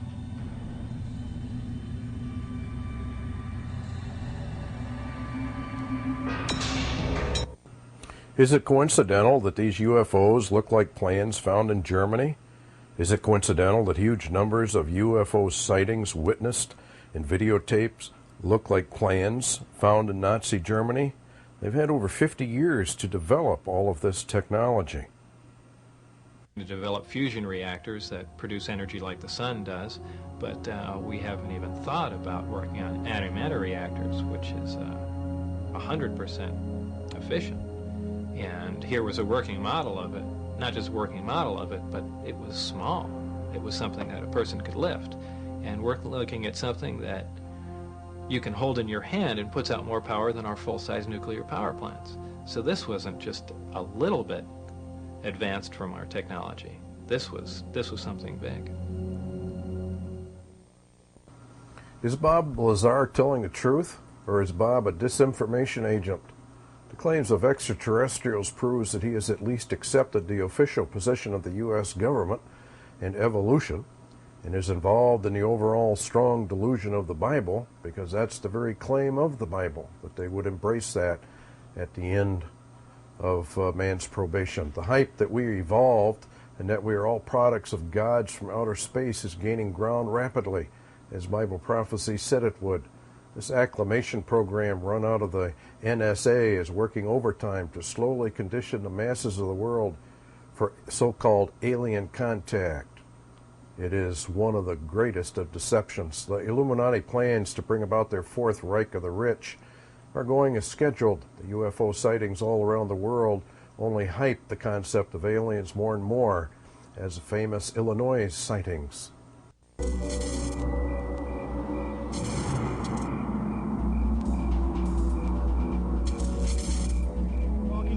Officers who say they saw a UFO early Wednesday morning. Officers in Dubrovnik. Within 48 hours, the local press picked up the story of the large flying object which had been observed by more than 6 eyewitnesses. Their accounts bear close scrutiny. What follows is a detailed chronological report of their experiences. The media had a field day in January 2000 when 6 witnesses, including 4 policemen, claimed to have seen a strange object flying over southern Illinois. While no clear pictures existed of the craft, the detailed observations of the policemen offered compelling evidence in this sighting. This object was above me about 500 feet, and it was huge. David Massa of Sigma Animation took up the challenge to bring their experience to life. After gathering extensive descriptions from each of the witnesses and data from the field, David prepared 3-dimensional computer models of the flying objects. These he composited onto backplates from each of the sighting locations. Finally, he is ready for the ultimate scrutiny, showing his computer sequences to each of the eyewitnesses. Okay, Melvin, we're going to review the animation work I've done now. Okay. Melvin Knowles' sighting began when he observed a strange light in the sky. So when I got out of the truck, for some reason I looked toward the northeast, up in the sky, and I seen this very bright star. And I thought, boy, that's awful bright, but not much about it. It was so bright, that's what caught my eye when I got out of the truck, you know that. Melvern went inside for a few moments and then returned to his truck. When he looked up again, he watched the star grow larger. I could see there was red lights under it, and then I could see the side view, and there was a number of about 6 windows, and with a very bright light, like every room was lit up. If there were rooms, the same amount of light. But it was traveling very slow. I moved on a little bit further, then it got right in line with me, and it pretty much stopped. That's when I got scared. In a few moments, the object moved off to the southwest, revealing a new side for Melvern to view.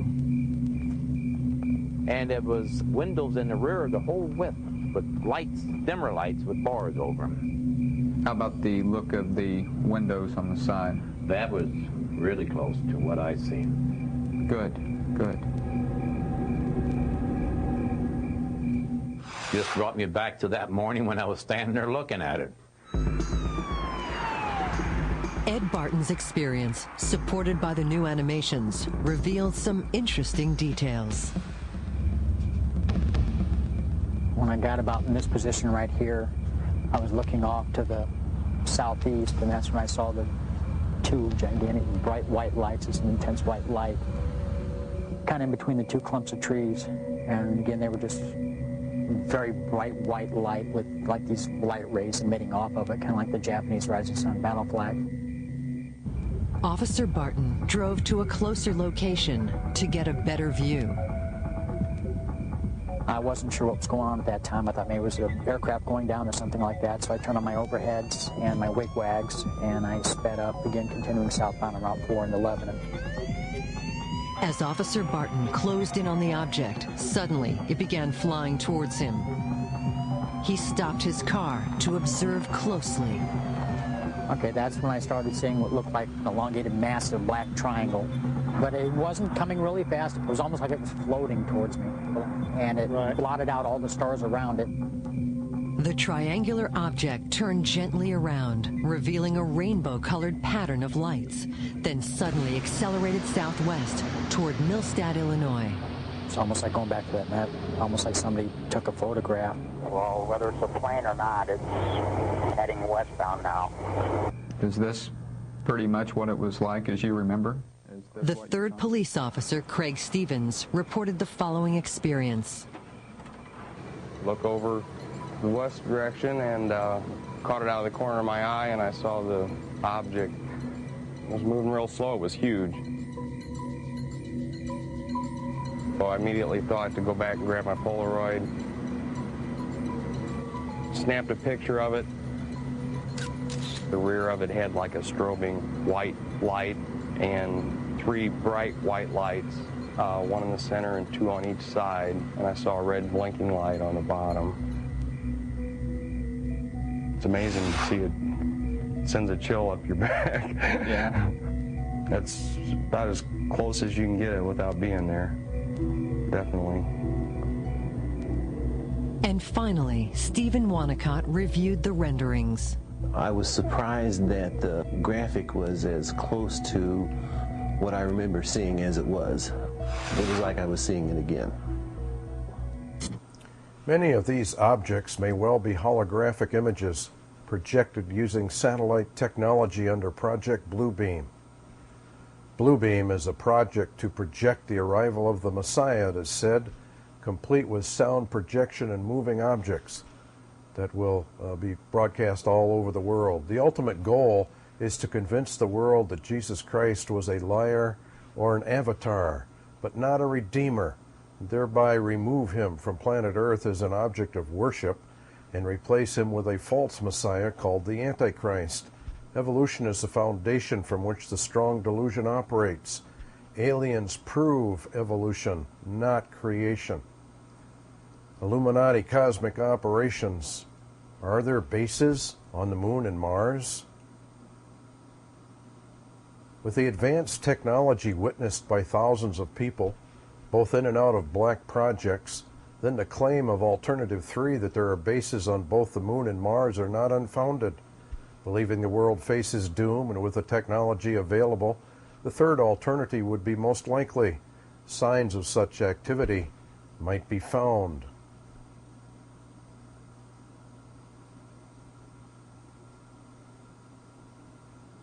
The strange object on the asteroid Eros. Very strange indeed. I'm going to zero in on it a little bit here. Notice that the smooth terrain is all around the object and that it is sitting inside of a smooth crater. In other words, it's anomalous for the area in which it rests. The object itself appears to have a number of elongated tanks all around it with a center protrusion. There are two that you can easily see in the sunlight, and there are two in the shadows. The shadow indicates a smooth top with a drop-off nose like a cockpit in a supersonic aircraft. What is this object? It looks like it's posed for takeoff. Is this an Explorer mission of some type by Alternative 3? The object is not natural, nor does it show up again in other pictures taken by NIR before it finally landed on Eros. And there are some lunar anomalies as well that we should look at. Strange moving lights and glows have been observed on the moon for many, many years, recorded in observations of earthbound astronomers. NASA has a huge list of these transient lunar anomalies. NASA abruptly, and with no explanation, halted all further moon operations. It was said that they were warned off by people on the inside. Were they telling the truth? Did NASA lunar missions run into the secret Nazi Illuminati activities on the moon? Is this why NASA faked many of the moonshots? Because there was something there we were not to see? The Iron Mountain suggestion of a never-ending space program for public consumption may have run into the private secret interests of the Nazi Illuminati projects. NASA may have been never told about them. When their lunar program could have exposed a secret program, lunar exploration may have been ordered terminated.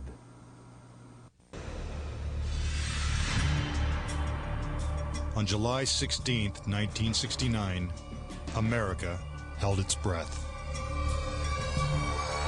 10, 9, ignition sequence start. 6, 2, 1, 0, all engine running. Liftoff, we have a liftoff.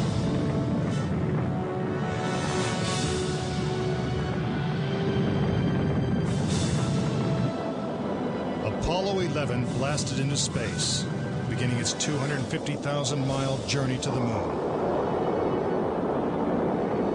During their 8-day voyage, the Apollo 11 astronauts saw spectacular views of the Earth, floated in a weightless environment, and supposedly went where no man had gone before. Guys looking good, down a half. Lights on, picking up some dust. 4 forward, drifting to the right a little. Contact light. Okay, engine stop. We copy you down, Eagle. Houston, Tranquility Base here. The Eagle has landed. But did it? Did they really land on the moon? Most of us think so. Millions of people watched on television as the lunar lander touched down, and these unforgettable words were spoken. That's one small step for man, one giant leap for mankind. But even today, there are those who claim that believing in man's one small step requires one giant leap of faith. Bill Kaysing was an analyst and engineer at Rocketdyne, the company that designed the Apollo rockets. There were many problems that evolved during the 60s that led people to believe that we're never going to make it to the moon.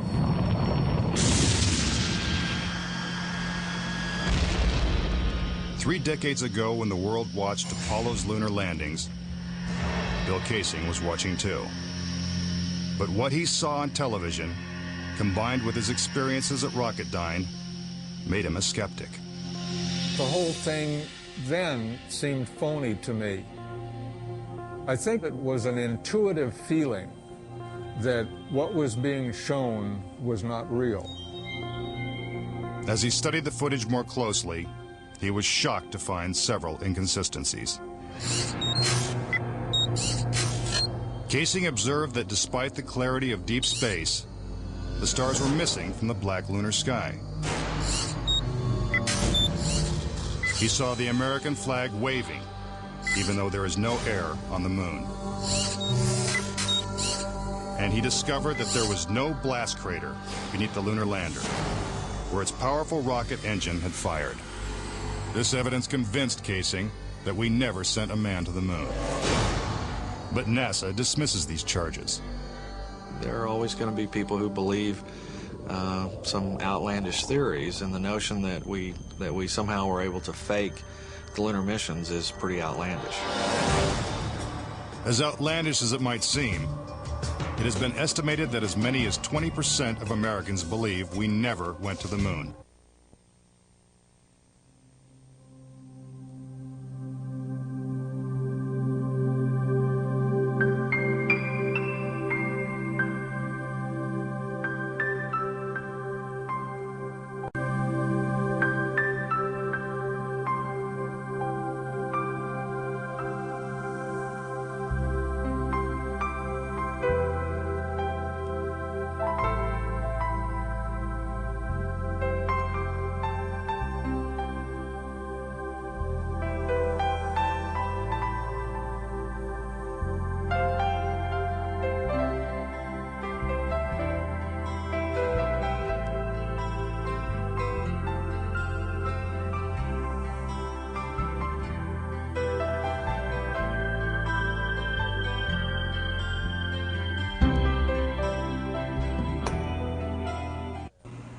The evidence is very strong that NASA did, in fact, go to the moon and that astronauts walked upon it. The evidence is also clear that NASA faked a good share of the moon shots because they could not show the real pictures. As Groden said, the place was crawling with huge UFOs.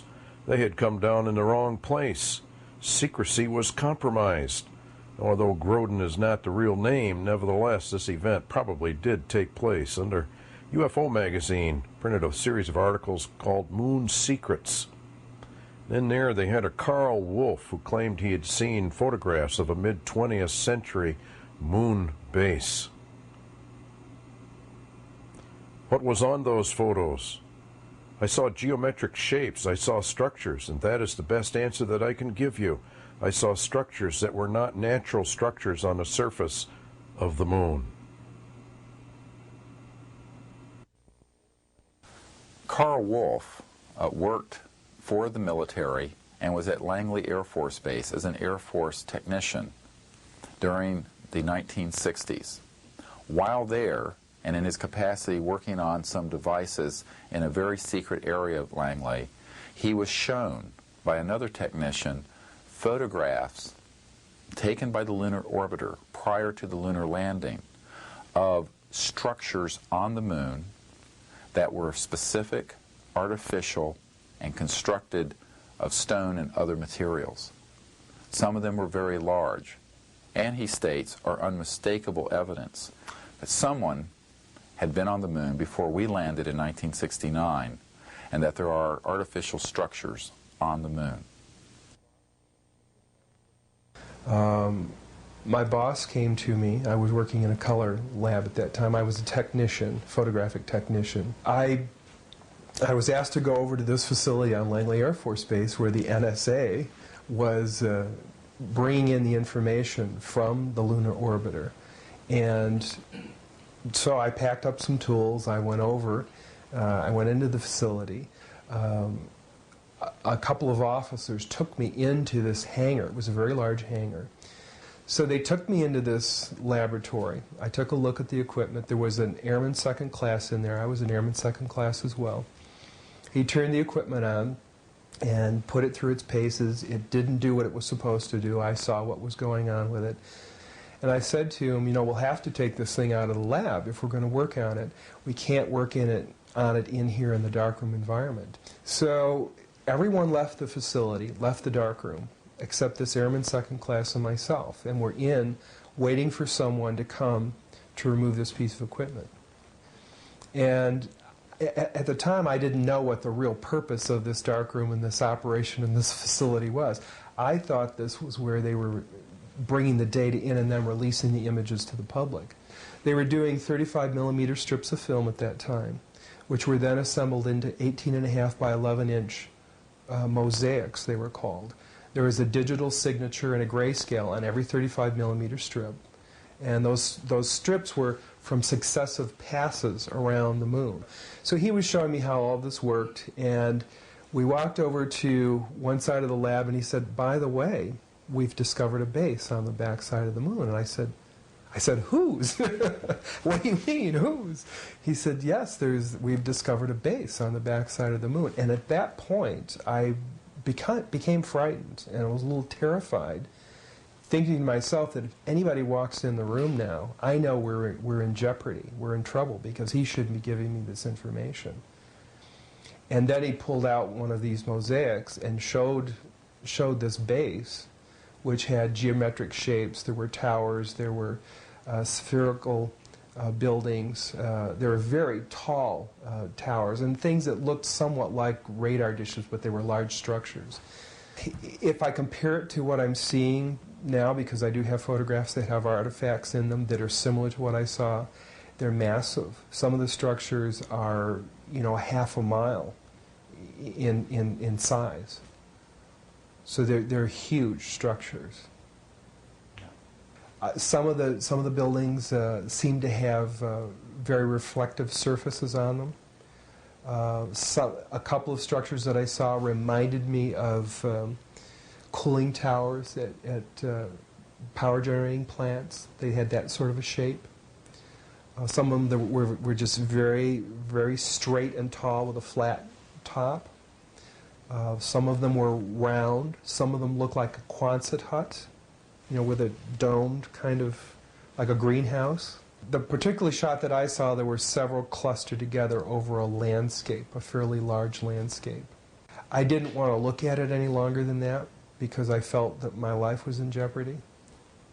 Do you understand what I'm saying? I would love to have looked at it longer. I would have loved to have had copies.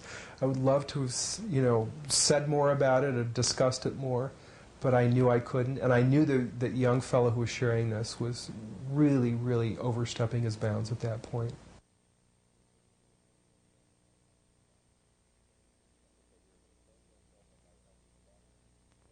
They said, we were going to show you a film that might help you best put into perspective what you gentlemen have witnessed and help you maybe put it to bed a little bit for yourselves. This thing went all the way up to the space program. It showed, and I swear to God, it showed structures on the moon, these box kind of things that looked sand-colored. It showed that lunar car moving around. I remember those clearly because I remember being a child when all that was happening, but them at a distance pointing, astronauts pointing at these box-looking things, structured objects moving off the surface of the moon, filmed by definite Apollo missions. So whose moon base is it? And when Groden said we came down in the wrong place, what did he mean? Alternative 3 got there first. The Nazi fallen angel Illuminati secret government was not about to allow their covert operations be discovered or disclosed. Their entire agenda for world domination had to remain secret. The near side of the moon's surface, the side visible to us here on Earth.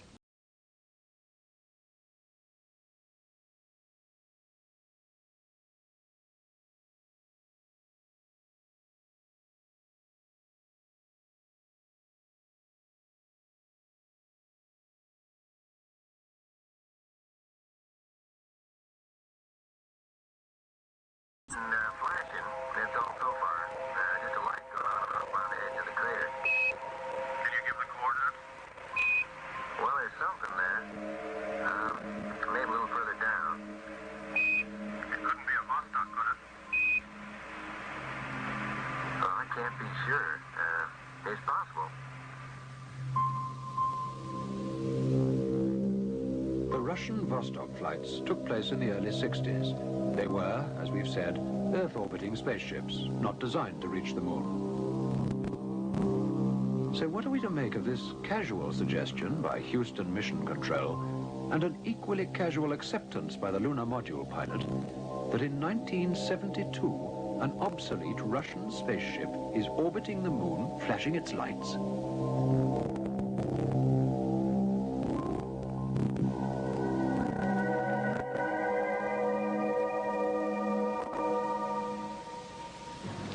The Russians were the first on the moon with their unmanned rocket which landed here in 1959. Here, exactly 10 years later, Neil Armstrong landed. But our researches show another pattern of landings. On the far side of the moon, the dark side, the side hidden from us here on Earth. Are we to assume that this remarkable grouping of American and Soviet landings is mere coincidence?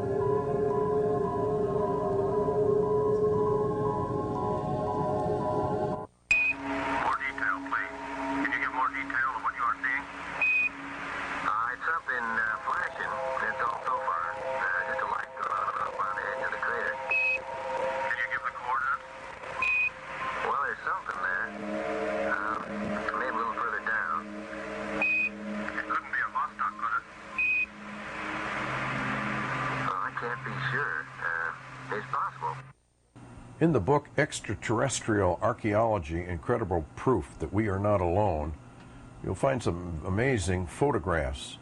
Here's one, and we outlined the UFO for you to see. That looks like a Hainabu 2, only one of their large ones, probably 400 to 800 feet in diameter, and there are artifacts and structures all over this crater area.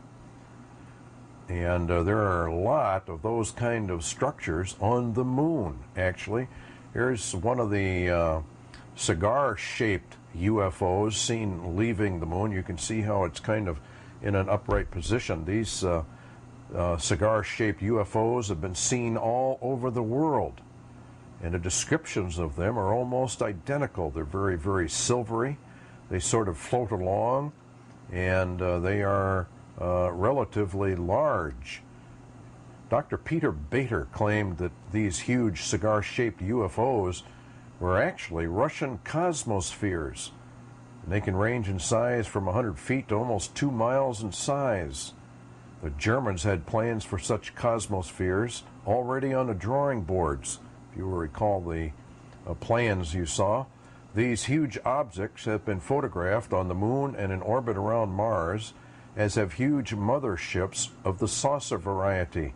Prophecy would indicate that the Nazi fallen angel Illuminati complex have built a huge fleet of these on both the moon and Mars. They will be used in an invasion of Earth to set up the real New World Order of the Beast.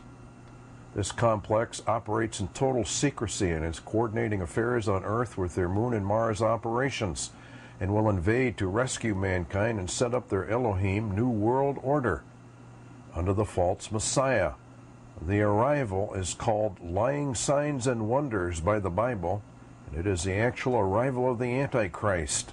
It will fool the vast majority of mankind. If they are on the moon and the proofs are substantial, they are. What about Mars? The amount of proofs that Alternative 3 is on Mars is substantial.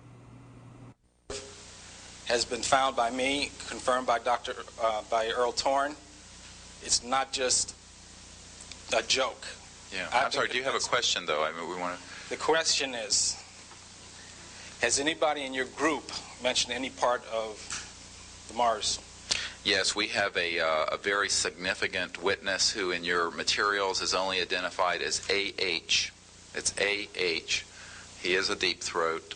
He's Boeing Aerospace, who works and has a friend at JPL that can confirm that we know and that classified compartmented areas of NASA know that there are in fact artificial structures on the surface of Mars. We can prove this in open hearings.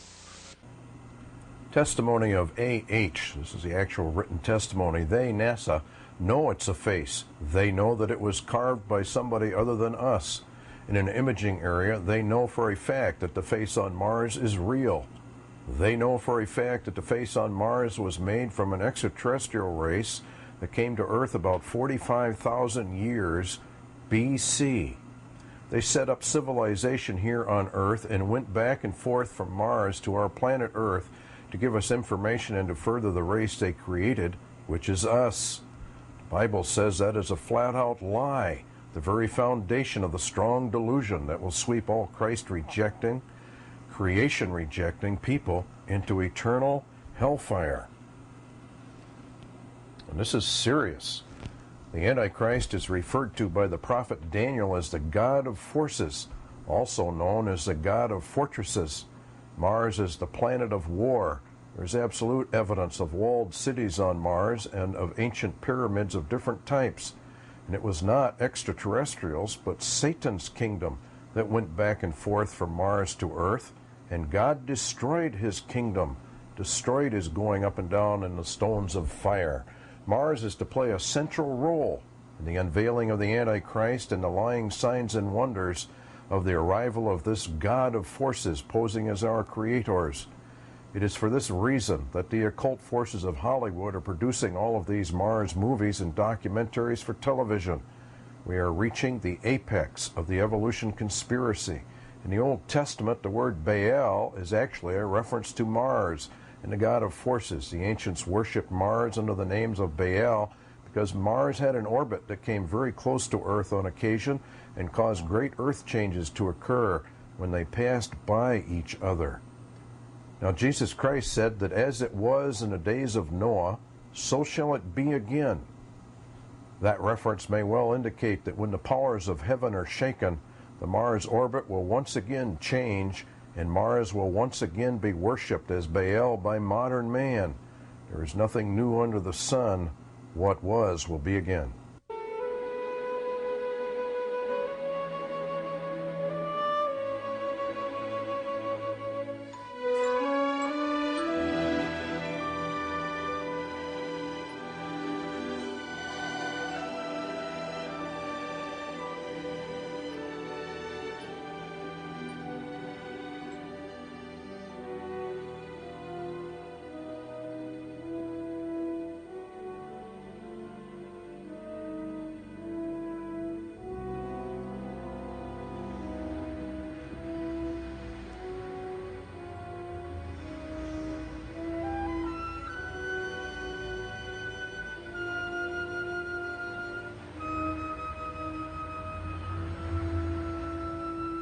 That's where they went.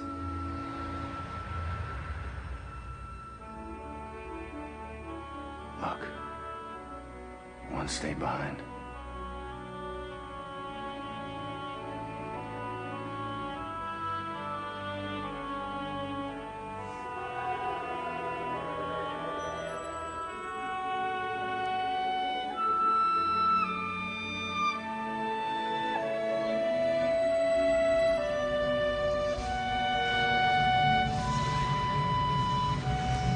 Earth, before the continents separated.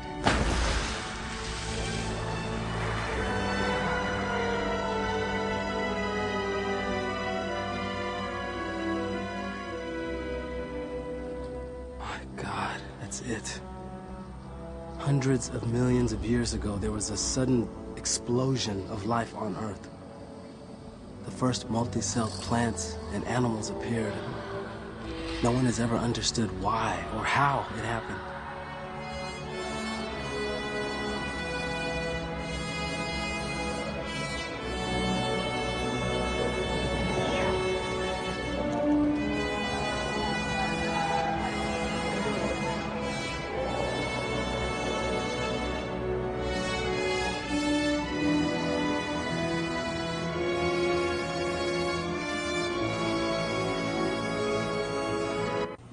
And so man meets his creators, little aliens from another galaxy far, far away.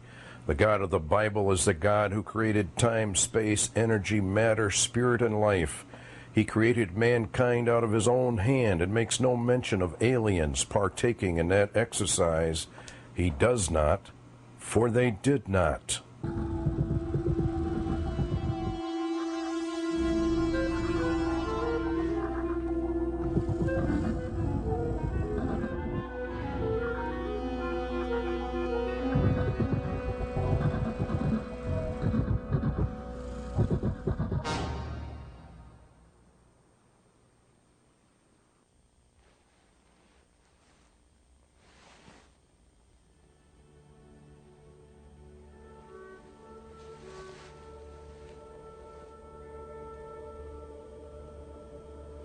Look at that, Jim. It worked. Oh, God, it worked. Guys, I don't know what the hell we just did, but does that look to you like a hostile gesture? No. More like an invitation. Or another test. Check for radiation. Normal. Seismic normal. Anemometer steady. Luke? Does the rover still work?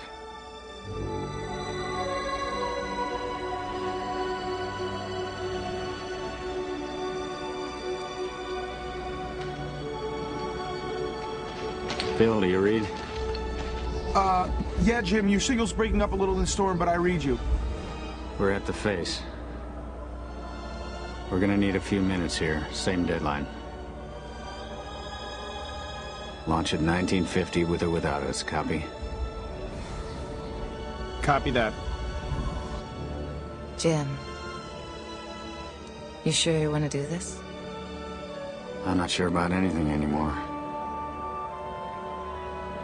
But I didn't come 100 million miles just to turn back in the last 10 feet.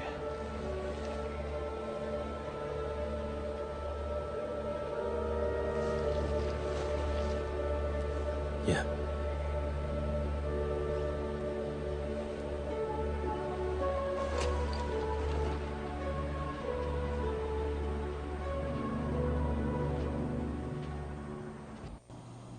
There are multitudes of artifacts on Mars scattered all over the planet. Many of these can be argued as being natural anomalies, but many of them cannot.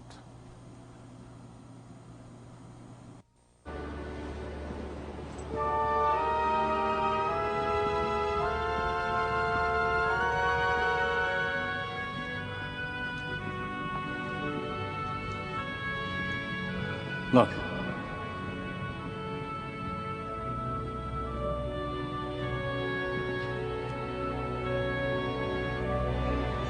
Is that what I think it is? Yeah. It's Mars.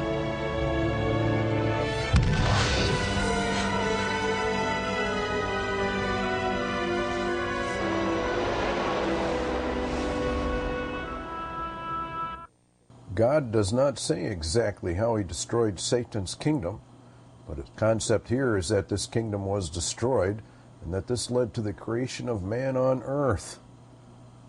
Of course, the scripture totally denies that. We do know that God said he set Satan's kingdom on fire. Yea, hath God said. There's always been a source of fascination to mankind and a mystery. In the early days of astronomy, Mars was believed to have artificially constructed canals, which was taken as evidence of intelligent life on the planet. But later, this theory was discredited. In its place, we had a picture of barren, inhospitable planet, inimical to the survival of any form of life. Then more recently, an interesting idea was put forward. Suppose life had existed on Mars. As the climate and other conditions worsened, any surviving life would have formed into a state of hibernation, awaiting the return of more favorable conditions. It was even suggested that the atmosphere which had sustained life may have become entrapped in the surface soil of the planet. There was an occurrence several years ago which made this theory very persuasive. Mars has always had a covering of cloud, varying in density at different times, until the time of which Dr. Gerstein spoke, when the cloud thickened to a degree never previously observed. This happened and was scientifically recorded in 1961. It was obvious that storms of colossal proportions were taking place on Mars. When the clouds eventually cleared, some remarkable changes were seen. The polar ice caps had substantially decreased in size, and around the equatorial regions, a broad band of darker coloring had appeared. This, it has been suggested, was vegetation. Carl Gerstein's theory was that these storms could have been caused by a nuclear explosion delivered from Earth. The same year, the Russians had a great space disaster. Only the various facts are recorded, the rest was kept secret. A rocket blew up at launching. Numbers of people were killed, large area devastated. What were the Russians trying to launch, and did they succeed? Was the rocket carrying a nuclear device, which would account for the devastation caused, a nuclear device which at a second attempt was delivered to the surface of Mars, causing the dynamic changes recorded in 1960?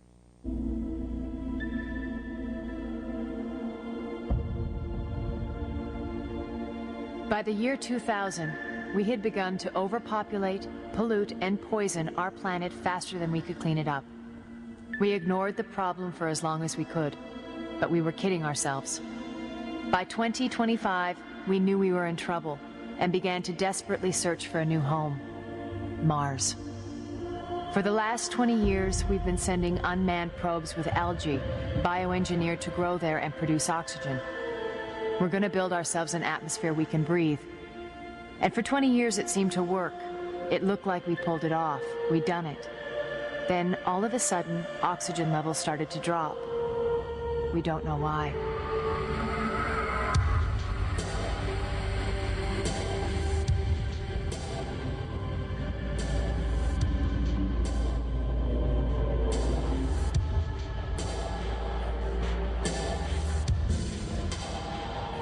The international community has thrown all of its resources behind us. It's the greatest undertaking man has ever attempted. Our ship, Mars 1, is too massive to launch from the surface of the planet, and we've shuttled here to the high-orbit space station for a low-gravity launch to begin our 6-month trip. The first manned mission to Mars.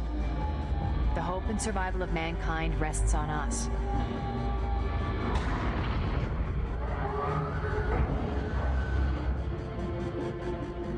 But I know we'll solve the problem, because the best scientific minds are going there to figure out the answer. And I'm leading the mission. I'm Bowman, pilot and mission commander. Chantillis, chief science officer and the soul of the crew. Santin, a hothead but a fine co-pilot. Gallagher, our mechanical systems engineer. Maintenance. Frankly, not my first choice.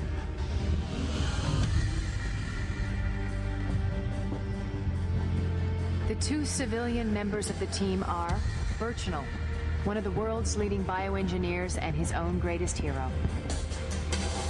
Pettengill, terraforming expert and last-minute replacement on the science team. And packed away in her box, Amy, autonomous mapping, exploration, and evasion, a multitask robot on loan from the Marines. In other words, our Mars surface navigator. We're the first travelers to another planet. It's another giant leap for mankind. And if we don't figure out what's wrong on Mars, it could be our last.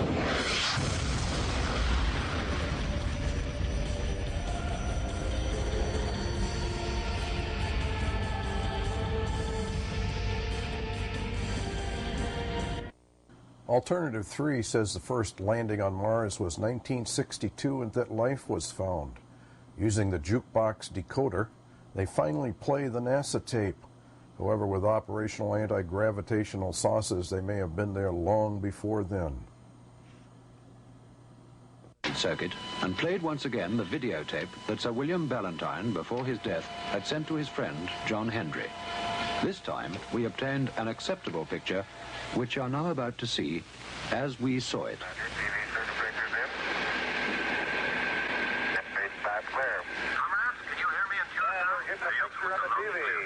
getting a good picture here and can make a fair amount of detail. How is it with you? Fine here, Houston. Roger. Stand by to scan. Photography, remote control, sequence, camera for scanning.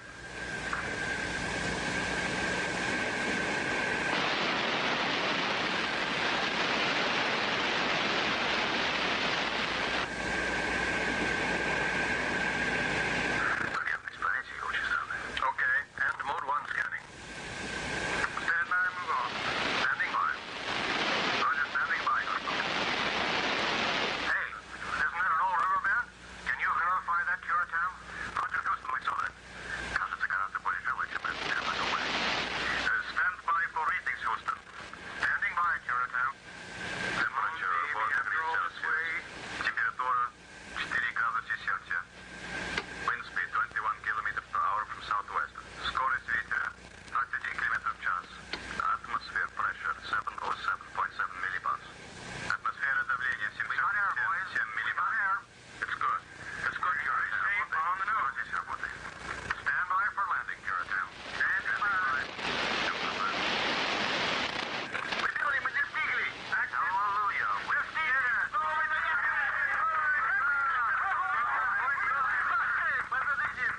Смотрите. My God, what is that? Something moving. Something moved there. Двигай под землей. Что там двигает под землей? Смотрите. Здесь вода и воздух. Если подойти и есть.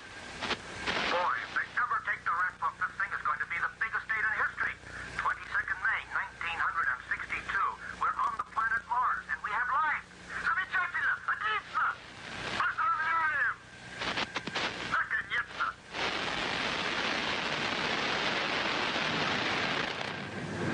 We believe that to be an authentic record of the first and secret landing on Mars by an unmanned space probe from Earth. We also believe the date given, May the 22nd, 1962, to be accurate. Clearly, the blanket of total security by which this information has been covered could only have been maintained by the active cooperation of governments at very high level. Equally clearly, there must have been powerful reasons why the true conditions on Mars, suitable as they appear to be for human habitat, have been kept secret. Indeed, the effort which has gone into persuading the rest of the world that the opposite is true argues that some operation of supreme importance has been going on beneath the security cover. We believe that that operation is Dr. Carl Gerstein's Alternative 3. Whether a human survival colony has already been established on Mars, or whether plans are still in preparation for its transportation from the moon to Mars, we don't know. But we put out this program tonight as a challenge to those who do know to tell us the truth. We regret if the implications of what you've seen are less than optimistic for the future of life on this planet. It has been our task, however, to present the facts as we understand them and to await the response. Greatest threat to the survival of humanity comes from impacts, at least the greatest threat we know of. On the scale of hundreds of millions of years, we must learn to defend ourselves from these impacts. And there are really two ways to go about it. One is to have a defense system that could shoot them down before they hit the Earth. And the other is to develop independent colonies of humans on Mars, for instance, so that if something terrible happened to the Earth, our civilization would survive on Mars and could backpopulate the Earth again. In Martian biospheres, geneticists husband the life forms of planet Earth.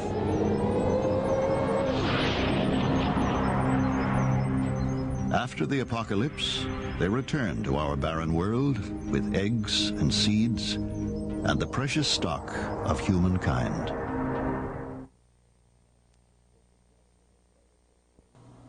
The suggestion of scientists for a survival base on Mars has in all probability been accomplished by Alternative 3. They have, most likely, been there for a long time. Notice the large dome structure with surrounding smaller domes as portrayed in 3 minutes to impact. This dome structure is actually found on Mars, and there are others in different locations.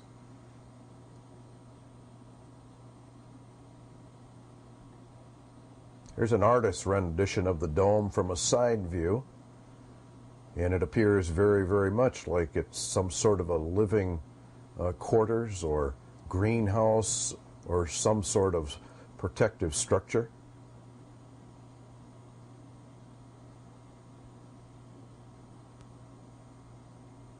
Notice similarities between it and what they're portraying on 3 minutes to impact. Do these concepts come from knowledge they have already? It certainly might appear so. And notice the very bright light on top of the dome. Here's a side view of a dome on Mars. This is an actual photograph. Anti-gravity objects in orbit or leaving the moon suggest that Alternative 3 contention of Moon and Mars bases is real, not fiction. During his time in Mission Control, he experienced firsthand some unusual happenings involving astronaut Ken Mattingly in the lunar orbiter.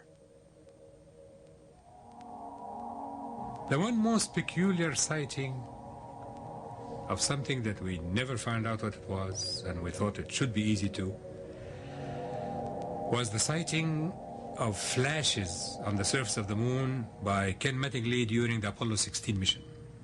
One of the objectives of that Apollo 16 mission was to see how much can we see and photograph in the part of the moon that is not lit by the sun, but by Earth shine. The first time Ken Mattingly began to do this, he said something like, "I'll be damned, I just saw a flash." And we said, "What flash?" So he said, "I just saw a light flash on the surface of the moon. Something on the moon flashed." As he came around the next time and we said, "Now be careful with this thing and look again and mark your time when you see it so we know exactly when it happens, because we want to tie this to whatever is happening in the landing site." One of NASA's experiments on the moon involved highly sensitive seismometers that, among other things, could detect the impact of incoming meteors. If Mattingly's flashes appeared again, the instruments should record the impact of a meteor, the most likely explanation for his sighting. And so, on the next lunar orbit, Ken Mattingly was briefed to look out for flashes and report what he saw. I said, "Okay." And he did that, and he saw 2 flashes, this time in that one orbit, not one. So we picked up the exact times, and we took these to our colleagues, the ones that had the seismometers. But at that time, there was absolutely no evidence of anything hitting the moon at these hours, because it would have been picked up. For it, there is absolutely no explanation. And that remained a complete mystery. At this time, the Russians had an unmanned presence on the moon, and that could have been the cause. But there are still some unexplained pictures. This one shows a shadow racing across the moon's surface, and here, a flash appears from a crater as an unidentified object passes overhead.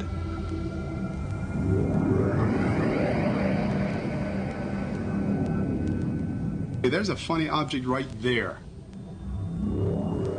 And the astronaut's going to pan around here. Notice the moon never goes out of sight. There it is again, and the object, it's changed. Dr. Jack Kasher has studied this film and is convinced that it shows a UFO on the moon. Head of physics at Nebraska University, Dr. Kasher's academic background is impressive.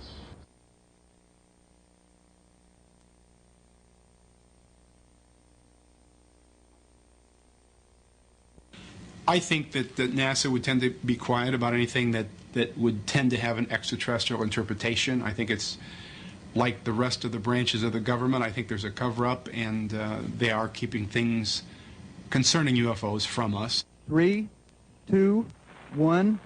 Booster ignition and liftoff of Columbia on a life sciences mission for Earth and space. The fact is, there are unidentified flying objects in space, and even on the way there. This one appeared in the middle of a shuttle launch.